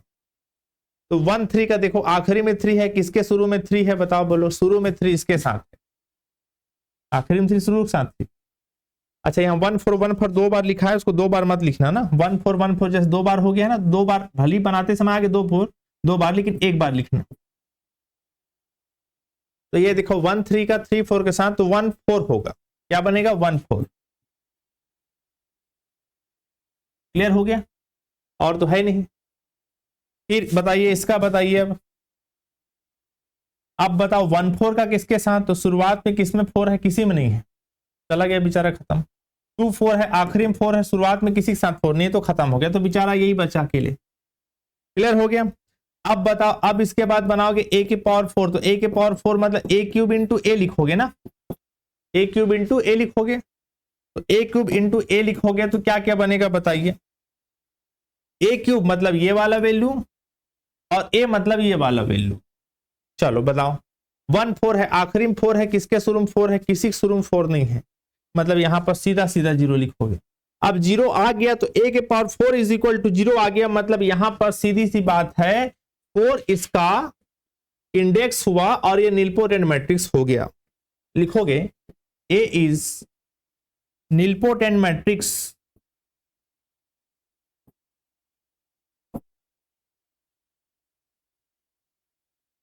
विथ इंडेक्स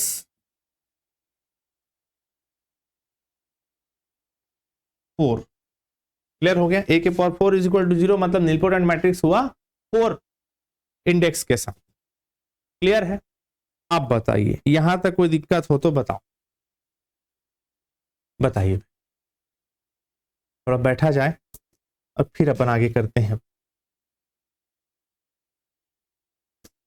ठीक है, चलो बताइए क्या स्थिति है, यहां तक सब ठीक है, बोर तो नहीं लग रहा है।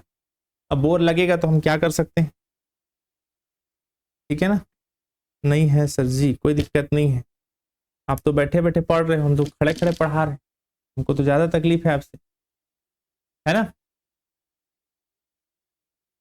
ठीक है भाई, हो गया। 15 मिनट और क्लास लेंगे फिर खत्म करेंगे अपन। 15 मिनट का क्लास 15 मिनट में नहीं जाएगा, अभी 48 हुआ है, 4 15, हाँ मैक्सिमम 15 मिनट में क्लास खत्म कर देंगे। चलिए अब आगे बढ़ा जाए, इसी का एक और एग्जाम्पल देखते हैं। ठीक है,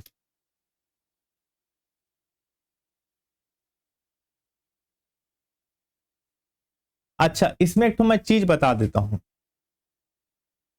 क्या सर आज आप थके थके लग रहे हैं, क्या करोगे, रोज ही थकते हैं जी किरण। चलो ध्यान दीजिएगा, इसीलिए बैठने का जुगाड़ पानी बनाया गया है। थके थके इसलिए दिख रहा हूं क्योंकि इसीलिए मैं बैठने का जुगाड़ बनाया था पिछले क्लास में। चलो ध्यान दीजिएगा ना। अच्छा तो यहां पास आप क्या सीखे कि स्ट्रिक्ट अपर ट्रायंगुलर या स्ट्रिक्ट लोअर ट्रायंगुलर मैट्रिक्स, जो सेकंड नंबर बात अपन लिखे यहां पर, सेकंड नंबर बात, स्ट्रिक्ट अपर ट्रायंगुलर और स्ट्रिक्ट लोअर ट्रायंगुलर मैट्रिक्स एक नीलपोटेंट मैट्रिक्स होता है। साथ में अगर कोई डायगोनल है उसका सुपर डायगोनल या सब डायगोनल, सुपर डायगोनल या सब डायगोनल, है ना, अगर नॉन जीरो हो और बाकी जीरो हो जाए तो भी वो नीलपोटेंट मैट्रिक्स होता है। इसके अलावा एक मैं चीज जो बताना चाह रहा था कि जो नल मैट्रिक्स होता है, क्या नल मैट्रिक्स, यानी जिसके सारे एंट्रीज क्या हों बताओ, बोलो जीरो हों, नल मैट्रिक्स। ये नल मैट्रिक्स जो होता है, क्या नल मैट्रिक्स जो होता है, ये स्ट्रिक्ट अपर ट्रायंगुलर मैट्रिक्स भी होता है, ये सिर्फ अपर ट्रायंगुलर मैट्रिक्स भी कहलाता है, ये स्ट्रिक्ट लोअर ट्रायंगुलर मैट्रिक्स भी होता है, ये सिर्फ लोअर ट्रायंगुलर मैट्रिक्स भी होता है, ये स्केलर मैट्रिक्स भी होता है, ये, ठीक है, आइडेम्पोटेंट मैट्रिक्स भी होता है, ये ठीक है, ये डायगोनल मैट्रिक्स भी होता है,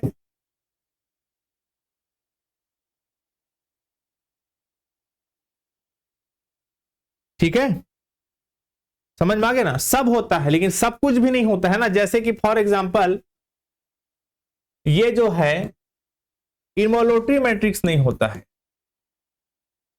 इन्वोल्यूटरी मैट्रिक्स नहीं होता है। इन्वोल्यूटरी मैट्रिक्स जो होता है वो नहीं होता है। क्यों नहीं होता है? क्योंकि अगर नल मैट्रिक्स है, और इन्वोल्यूटरी मैट्रिक्स हम क्या जानते हैं बताओ, इन्वोल्यूटरी मैट्रिक्स का मतलब क्या होता है बताओ बोलो। इन्वोल्यूटरी मैट्रिक्स का मतलब होता है ए square is equal to I, होता है ना। अब नल मैट्रिक्स मतलब क्या होगा, 0 0 0 सब एलिमेंट 0, वो कहां से आई होके बराबर होगा। तो इन्वोल्यूटरी मैट्रिक्स नल मैट्रिक्स नहीं होता है, ध्यान रखना ना, बाकी सब होता है। अब straight upper triangular matrix, upper triangular matrix, straight lower triangular matrix, lower सब होता है, जितना मैक्सिमम सुने हो, ठीक है। चलिए अब आगे सुनिए, अब इसके बाद और एग्जांपल देखिए, और एग्जांपल देखिए कि a इज इक्वल टू मान लिया मैं लिखा हूं 0 0 1 0 0 0 और 0 0 1, ये लिखा हूं, यहां पर भी 1 लिखो, 1 है। अब ये चेक करने के लिए बोल रहे हैं कि क्या ये निलपोटेंट मैट्रिक्स है या नहीं है। तो इसको चेक करने के लिए देखो, आप पहले क्या बनाते हो, a इज इक्वल टू बोलते जाओ, पहला है तो पहला रो पहला कॉलम, पहला row third column, third row पहला कॉलम, थर्ड रो पहला कॉलम, समझ में आ गया? नहीं आया समझ में? इतना लिखोगे ना। अब आगे जब आप चेक करोगे ए स्क्वायर, तो ए स्क्वायर मतलब ए इंटू ए का ए के साथ। तो देखो अभी तक जो आप बनाए थे ना, ध्यान सुनिएगा मेरे बात को, अभी तक आप जो बना रहे थे जो बाकी क्वेश्चन, उसमें ऐसा नहीं देखने को मिलता था कि 1 1 3 3 या 2 2 आया हो, समझ में आ रहे हैं। तो यहां पर ए का ए के साथ करोगे मतलब 2 बार ए है, समझ लो। यहां पर आप ऐसे समझ सकते हो, इस ए का ए के साथ तो 1 1 है, जैसे इसके आखिरी में 1 है, बाकी किसके शुरू में 1 है बताओ बोलो, इसके शुरू में 1 है। तो यहां पर आप क्या बात बनाओगे बताओ बोलो, ये दोनों छूटे और क्या बचेगा, 1 3 बचेगा। क्लियर है? इसके आखिरी में 1 है, इसके शुरू में 1 नहीं है, छूट गया। लेकिन एक तो और आएगा, ध्यान रखना, ये जो 1 1 है ना, तो एक्चुअली 1 1 2 बार लिखा गया है, 1 1 1 1 ऐसा है। इसके आखिरी में 1 है, इसके शुरू में 1 है, तो बच के क्या बचा बताओ बोलो, 1 1 बचा। अब आप बोलोगे सर बाकी में तो ऐसा नहीं किए थे। अरे भाई तो बाकी में इस टाइप के एलिमेंट भी तो नहीं दिखता था, 1 1 और 3 1 इस टाइप का कहां दिखता था, देखो जरा आप जो बनाए थे क्वेश्चन कहां है इस समय, देखो ना, कभी 1 2 1 3 1 1 2 2 3 3 टाइप नहीं दिखता। नहीं तो होता तो यहां भी वैसे ही चेक करता, जैसे यहाँ 1 1 रहता तो 1 1 का 1 1 के साथ चेक करता। समझ में आ रहा है मेरी बात? नहीं समझ में आ रहा है? कोई दिक्कत तो नहीं है ना? इसको गलत लिख दिया हूं क्या जी? तीसरा रो तीसरा कॉलम 3 3 है वो, ठीक है ना? समझ में आ गया? तो एक तो इसका इसके साथ चेक कर, आखिरी 1 है, शुरू 1 है, 1 3 बचा, इसके आखिरी में 1 है, इसके शुरू में, ठीक छोड़ दो। फिर उसके बाद जो है, उसके बाद 1 1 का 1 1 के साथ इसका आखिरी में 1 है, शुरू में 1 है, तो क्या बचेगा 1 1। क्लियर हो गया? अब उसके बाद जो है बताओ, a के पावर 3 करो। अब a के पावर 3 में क्या लिखोगे बताओ बोलो। अच्छा इसको भी करोगे ना, 3 3 का, अच्छा रुकना एक मिनट, पहले इसका चेक कर लिए ना, अब 1 3 का चेक करो। अभी सबका चेक करेंगे पारी पारी ना। अब 1 3 का चेक करो, 1 3 मतलब इसके आखिरी में 3, इसका शुरू में 3 होना चाहिए, क्या बचेगा बताओ बोलो, 1 3 बचेगा ना, 1 3। अब 1 3 हो गया, दोबारा लिखने की जरूरत नहीं है। अब इसका इसके साथ चेक करो, इसके आखिरी में 3, इसके शुरू में 3 नहीं है, छोड़ दो। समझ में आ गया? कोई दिक्कत नहीं। अब बताओ, ठीक है? गलत लिख दे रहा हूं क्या? हाँ ठीक है। अब इसका चेक करो, तो 3 3 का चेक करो, बाकी 7, इसके आखिरी में 3 है, इसके शुरू में 3 नहीं है, इसके शुरू में 3 नहीं है, छूट गया। लेकिन लेकिन लेकिन अब ये 3 का खुद 3 के साथ होगा, इस 3 का अपने ही 3 के साथ होगा, क्योंकि ए का ए के साथ, इसके आखिरी में 3 है, शुरू में 3 है, तो क्या बचेगा बताओ बोलो? 3 ये बच गया। क्लियर हो गया? तो आप एक चीज समझ पा रहे हो जो मैं बोलना चाह रहा हूं, जब आप ए स्क्वायर के बाद ए के पावर 3 बनाओगे तो बाकी कुछ आए ना, ये दोनों फिर रिपीट होने वाला है, 1 1 और 3 3 फिर रिपीट होने वाला है, क्योंकि ए के पावर 3 मतलब क्या होता है? ए के पावर 3 मतलब होता है ए स्क्वायर का ए के साथ, ए स्क्वायर ये है और ये है, तो 1 1 यहां भी 1 1 यहां फिर 1 1 आएगा, 3 3 यहां है, 3 3 यहां है, तो फिर यहां पास आएगा, क्या आएगा बताओ बोलो? 1 1 3 3, और भी हो सकता है 1 2 एलिमेंट आए। मतलब ये तो फिर इनफाइनाइट सीरीज टाइप का दिखाई देगा कि जहां पास कोई अंत ना हो, यानी ए के पावर 3 के बाद फिर ए के पावर 4 आएगा, ए के पावर 5 आएगा, सब आएगा, कभी जीरो नहीं हो पाएगा। मतलब यहां पर साफ बात ये समझ में आ रहा है कि ये फिर नीलपोटेंट मैट्रिक्स नहीं हो सकता भाई। नीलपोटेंट मैट्रिक्स में ए के पावर 4 इज इक्वल टू 0, ए के पावर 5 इज इक्वल टू 0, ए के पावर 6 इज इक्वल टू 0, कुछ तो आए, कभी तो जीरो आए, कभी जीरो नहीं हो रहा है, मतलब ये नॉट नीलपोटेंट मैट्रिक्स है, नॉट नीलपोटेंट मैट्रिक्स है ना? क्यों नहीं हो रहा है? 1 1 and 3, 1 1 और 3 3 के लिए 1 1 and 3 3 बार बार रिपीट हो रहा है, नीलपोटेंट मैट्रिक्स वो नहीं हुआ। ठीक है भाई, कोई समस्या नहीं? कोई समस्या हो तो बताओ, कुछ मैसेज कर रहे हो क्या? ठीक, चलो अब इसका कुछ रिजल्ट देख लेते हैं 10 मिनट के लिए, उसके बाद क्लास आज खत्म करेंगे।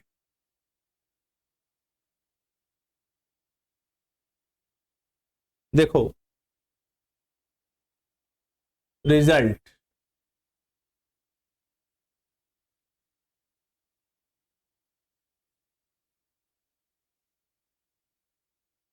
Results, if A is nilpotent matrix with index M and K is any number, then KA is also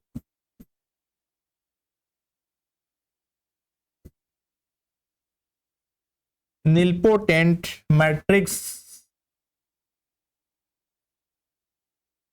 with index M।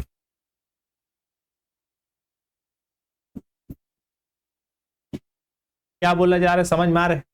अगर ए कोई नीलपोटेंट मैट्रिक्स है एम इंडेक्स के साथ, इसका इंडेक्स क्या है? एम, ध्यान रखना, और के कोई एनी नंबर है, कोई भी नंबर है, और इस मैट्रिक्स ए के साथ के का मल्टीप्लाई कर दूं तो वो भी नीलपोटेंट मैट्रिक्स होगा एम इंडेक्स के साथ। मतलब उसका इंडेक्स में कोई फर्क नहीं पड़ता है। अगर कोई ए मैट्रिक्स है, ए कोई मैट्रिक्स है, और यहां पास ए अगर कोई मैट्रिक्स है तो उसका इंडेक्स एम है, अगर उसमें कोई एक नंबर के का मल्टीप्लाई कर दो तो उसका इंडेक्स में कोई फर्क नहीं पड़ता है, वो तब भी नीलपोटेंट मैट्रिक्स रहता है। ओके, ये बोला जा रहा है। फॉर एग्जाम्पल लिखा है, जैसे मान लिया, एग्जाम्पल लिख के बता रहे हैं, जैसे मान लिया ए इज इक्वल टू लिखा है 0 1 0 0, ये एक नीलपोटेंट मैट्रिक्स है, is nilpotent matrix with index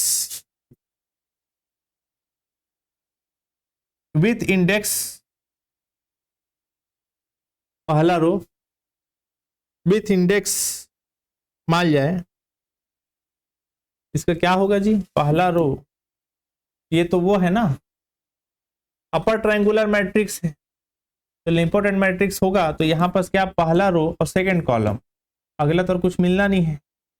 A square करने से क्या मिलेगा बताओ बोलो, ए इंटू ए, तो फिर ऐसा होगा, आखिरी शुरू चेंज नहीं हो रहा है, ए स्क्वायर इज इक्वल टू 0, मतलब इसका इंडेक्स 2 होगा, इंडेक्स 2। अगर एक ये जो एक एग्जांपल लिखा हूं, ये निलपोटेंट मैट्रिक्स है विथ इंडेक्स 2, 2 इंडेक्स के साथ। अगर मैं मान ली जाए इसमें 2 का मल्टीप्लाई कर दूं, कितना मल्टीप्लाई कर दूं, 2 का, फॉर एग्जांपल ये लो 2 का मल्टीप्लाई कर दिया, तो इसमें भी अंदर मल्टीप्लाई होगा, ये लो 2 का मल्टीप्लाई होगा अंदर में।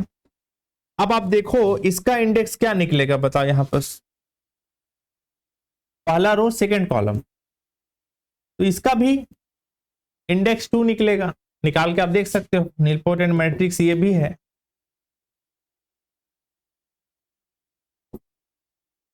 विथ इंडेक्स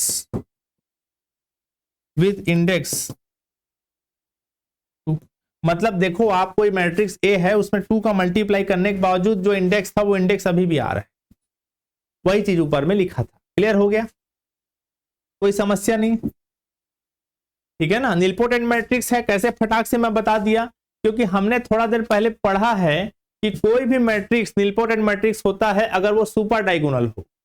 देखो ना, इसके डायगोनल के जस्ट ऊपर सुपर है एलिमेंट, नॉन जीरो है, सुपर डायगोनल, या इसको अपर ट्रायंगुलर मैट्रिक्स भी बोल सकते हो, डायगोनल के एलिमेंट ऊपर जीरो है नीचे नहीं है, मतलब अपर ट्रायंगुलर मैट्रिक्स है।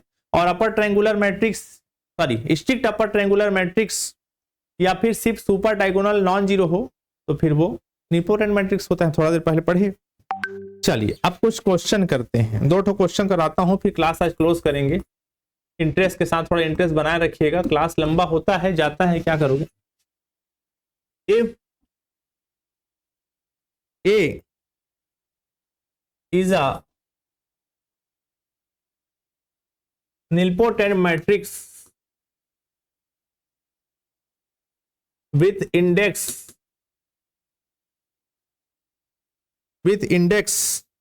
13, then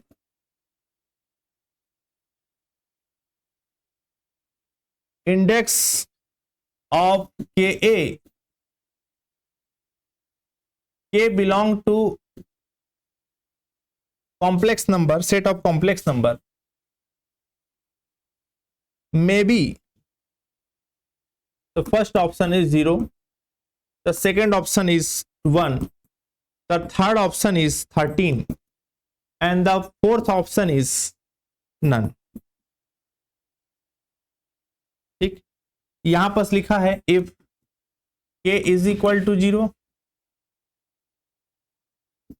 है ना, क्या लिखा है, if k is equal to 0, if ka is equal to 0, and if k is not is equal to 0, इसमें लिखा है देन ka। चलिए अब देखो भैया, आप थोड़ा देखो और बनाने की कोशिश करो, बताना मुझे क्या होगा इसका, बताओ। क्वेश्चन लिख लिए और सोचो और मुझे बताओ कि क्या क्या आपके दिमाग में चल रहा है। क्वेश्चन को एक बार पढ़ो पहले ध्यान से, क्वेश्चन को ध्यान से पढ़ो।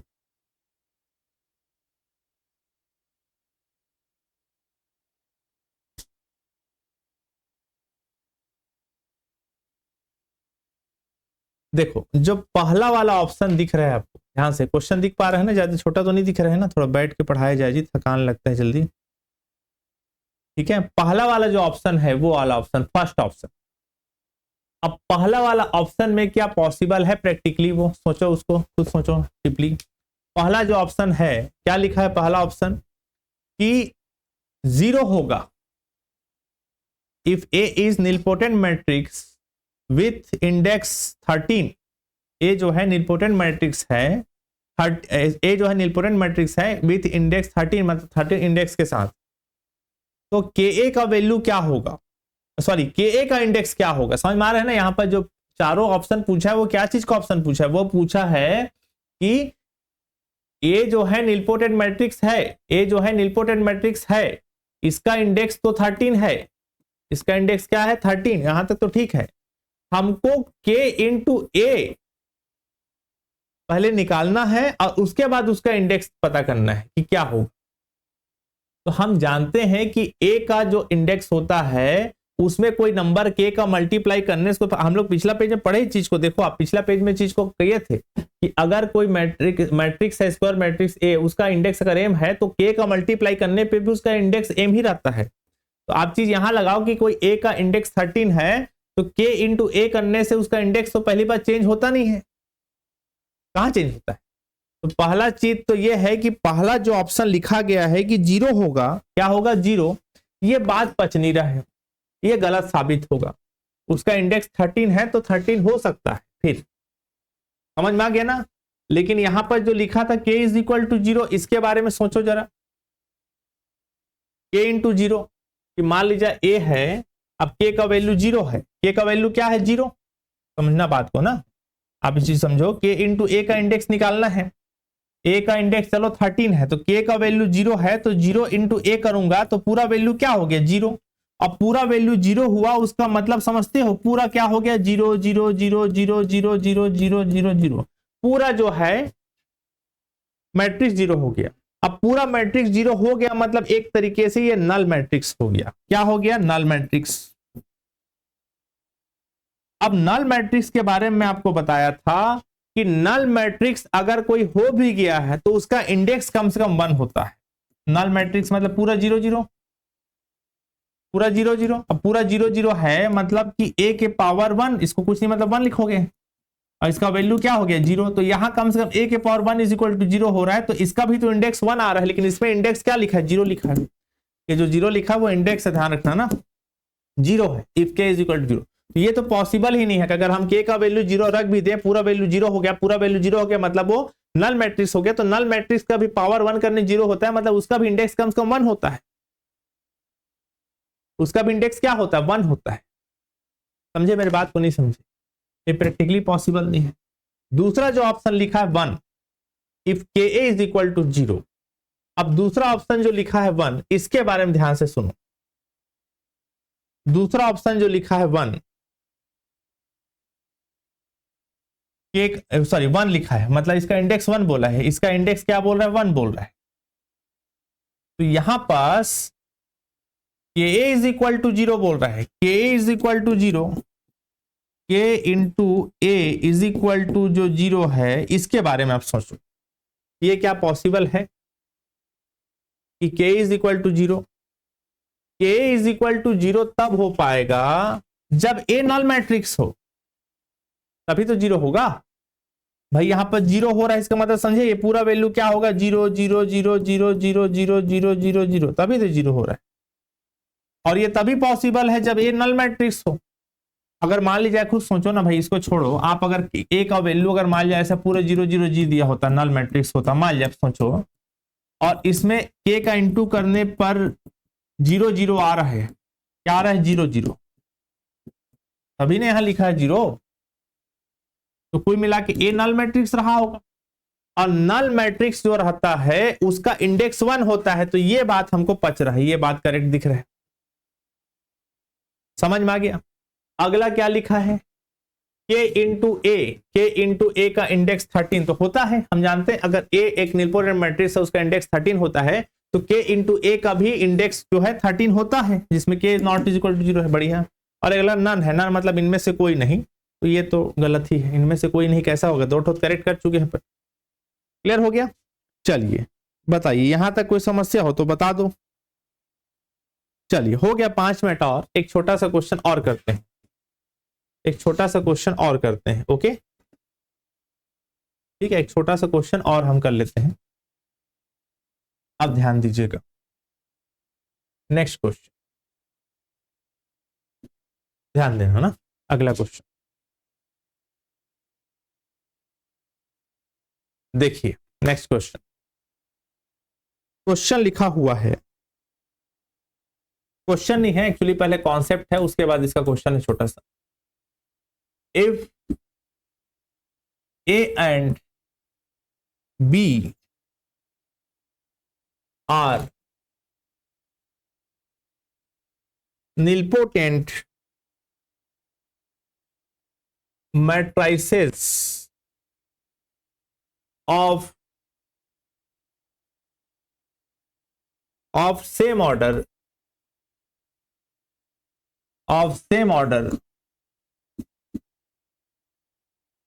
then A plus B need not be a nilpotent matrix. Okay क्या लिखा है कि A और B, क्या लिखा हुआ है, A और B दो ठो निलपोटेंट मैट्रिक्स है सेम ऑर्डर का, मतलब जो A का ऑर्डर है वही B का ऑर्डर है।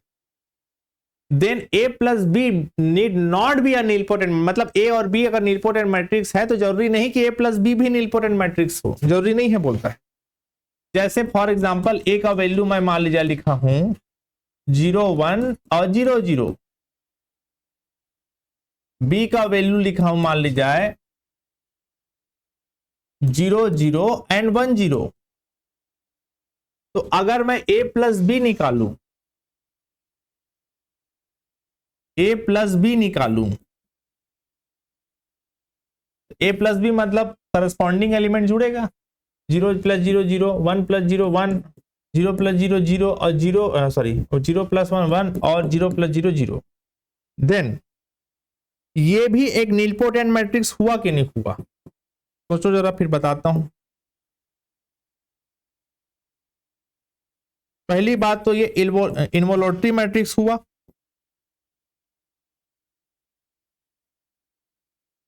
ठीक है, विथ नेवर बी 0। क्यों? A के power 2n is equal to I होता है और A के power 2n plus 1 is equal to A होता है। A plus B is not nilpotent, है ना, क्या निलपोटेंट। अब मैं जो बात बोल रहा हूं उसको ध्यान से सुनना, ठीक है ना। पहली बात मैं क्या बोल रहा हूं समझिए कि A और B अगर निलपोटेंट मैट्रिक्स है तो A प्लस बी भी निलपोटेंट मैट्रिक्स हो जाए, जरूरी नहीं, need not B nilpotent matrix लिखा है, पढ़ो ध्यान से। For example A and B दो ठो लिखा हूं, अब अगर A प्लस बी मैं देखूं तो A प्लस बी मतलब करस्पॉन्डिंग एलिमेंट जुड़ेगा। अब ये जो A प्लस बी जो आया है वो इन्वोल्यूटरी मैट्रिक्स है। इन्वोल्यूटरी मैट्रिक्स क्या होता है, A square is equal to I होता है ना इन्वोल्यूटरी मैट्रिक्स। तो आप करके देखो ना, A square is equal to I, A square A का दो बार, मतलब ये जो वैल्यू आया है इसको दो बार इंटू करोगे तो रो का कॉलम के साथ मल्टीप्लाई होगा तो वो आई हो जाएगा, समझ में आ गया ना, विथ नेवर बी 0। तो यहां पास आप क्या सीखे कि यहां पास A के पावर 2n, ठीक है ना, A के पावर 2n करने से I हो और A के पावर 2n प्लस 1 करने से A हो, है ना। तो A plus B is not nilpotent matrix. जो मैं बात बोल रहा हूं समझ में आया कि नहीं आया कि फिर से बताओ, मेरा थोड़ा पैर दुखना चालू हो गया है, तो मैं बैठता हूं। जो मैं बात बोला वो क्लियर हुआ कि नहीं हुआ, पढ़ो एक बार ध्यान से, पढ़ो भैया और बताओ। कॉपी नोट कर लिए आप लोग, इसको पढ़ो, इसको ध्यान से और बताओ। मैं थोड़ा बैठता हूं, बताइएगा।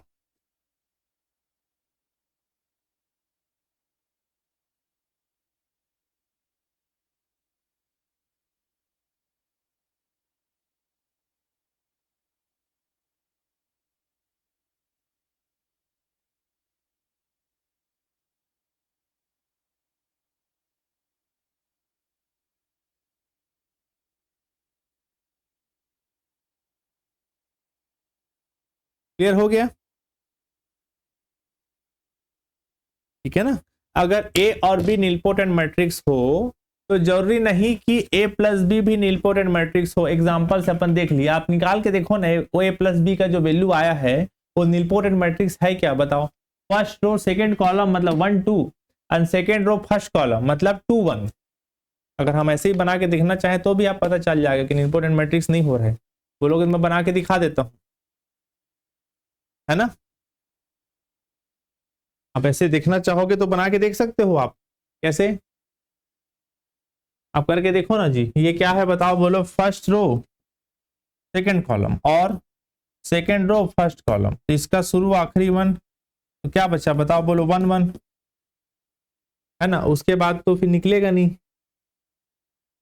नहीं ऐसे नहीं जी, इसमें गड़बड़ हो जाएगा ना। इसको फिर आप जो है इससे बनाओ, इन्वोल्यूटरी मैट्रिक्स के तरीके से।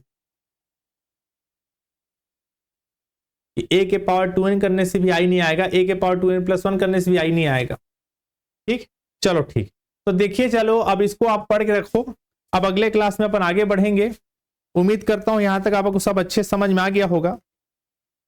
सबसे महत्वपूर्ण बात जो आपको समझना चाहिए कि आप जब तक रिवाइज नहीं करोगे तब तक बात नहीं बनेगी। इस चीज को ध्यान रखना, आपको अच्छे से रिवाइज करना है, रोज रिवाइज करना है। कम से कम संडे को पूरा एक हफ्ते का जो क्लास पढ़े हो उसको एक बार आप रिवाइज जरूर कर लिया करो, ठीक है ना। और एक तो चीज ध्यान रखना कि अभी जैसे हम लोग जो रियल एनालिसिस और लीनियर अलजेब्रा में जो टॉपिक अपन पढ़ रहे हैं, जैसे एक एक टॉपिक खत्म होते जाएगा, फिर मैं आपको जो सेट का क्वेश्चन पूछा गया था 3-4 बार, जो सेट का एग्जाम हुआ था और नेट में जो एग्जाम में क्वेश्चन पूछा गया था, उस क्वेश्चन प्रैक्टिस उसको मैं आपको मतलब प्रैक्टिस कराऊंगा। ओके, तो चलो खैर ठीक है, thank you so much. Class आज का यहीं समाप्त करते हैं। उम्मीद करता हूँ आपको क्लास ठीक लगा होगा। कोई भी टाइप का दिक्कत होता है तो जरूर बताया करो कि क्या दिक्कत हो रहा है, कैसे दिक्कत हो रहा है। आप लोग अपना दिक्कत को बताओगे, फिर उसी हिसाब से हम लोग उसको सुधार कर पाएंगे। अगर आपको लगता है कि सर क्लास बहुत फास्ट हो रहा है तो भी बताना, वैसे मुझे लगता नहीं कि क्लास फास्ट हो रहा है। अगर आपको लगता है कि सर क्लास स्लो हो रहा है तो भी बता दी करना कि सर क्लास को थोड़ा फास्ट करिए। बाकी मैं मान के चल रहा हूँ कि जो भी स्टूडेंट मेरे पास पढ़ रहे हैं उनका बेसिक कमजोर है, क्योंकि जिनका बहुत अच्छा बेसिक है या जिनको मैथ्स में बहुत अच्छा पकड़ है वो निश्चित रूप से कुछ बड़े बड़े इंस्टीट्यूशन में ही क्लास ज्वाइन करते होंगे। मेरे पास आप ज्वाइन कर रहे हो मतलब मैं मान के चल रहा हूँ कि आपका बेसिक कमजोर है, तो एकदम आराम से स्लो मोशन पढ़ा रहा हूँ, आप देख रहे होगे आराम से लिख लिख के, कोई हड़बड़ी नहीं है। ठीक है, चलिए ठीक है, अभी thank you so much, good night, शुभ रात्रि, थैंक यू।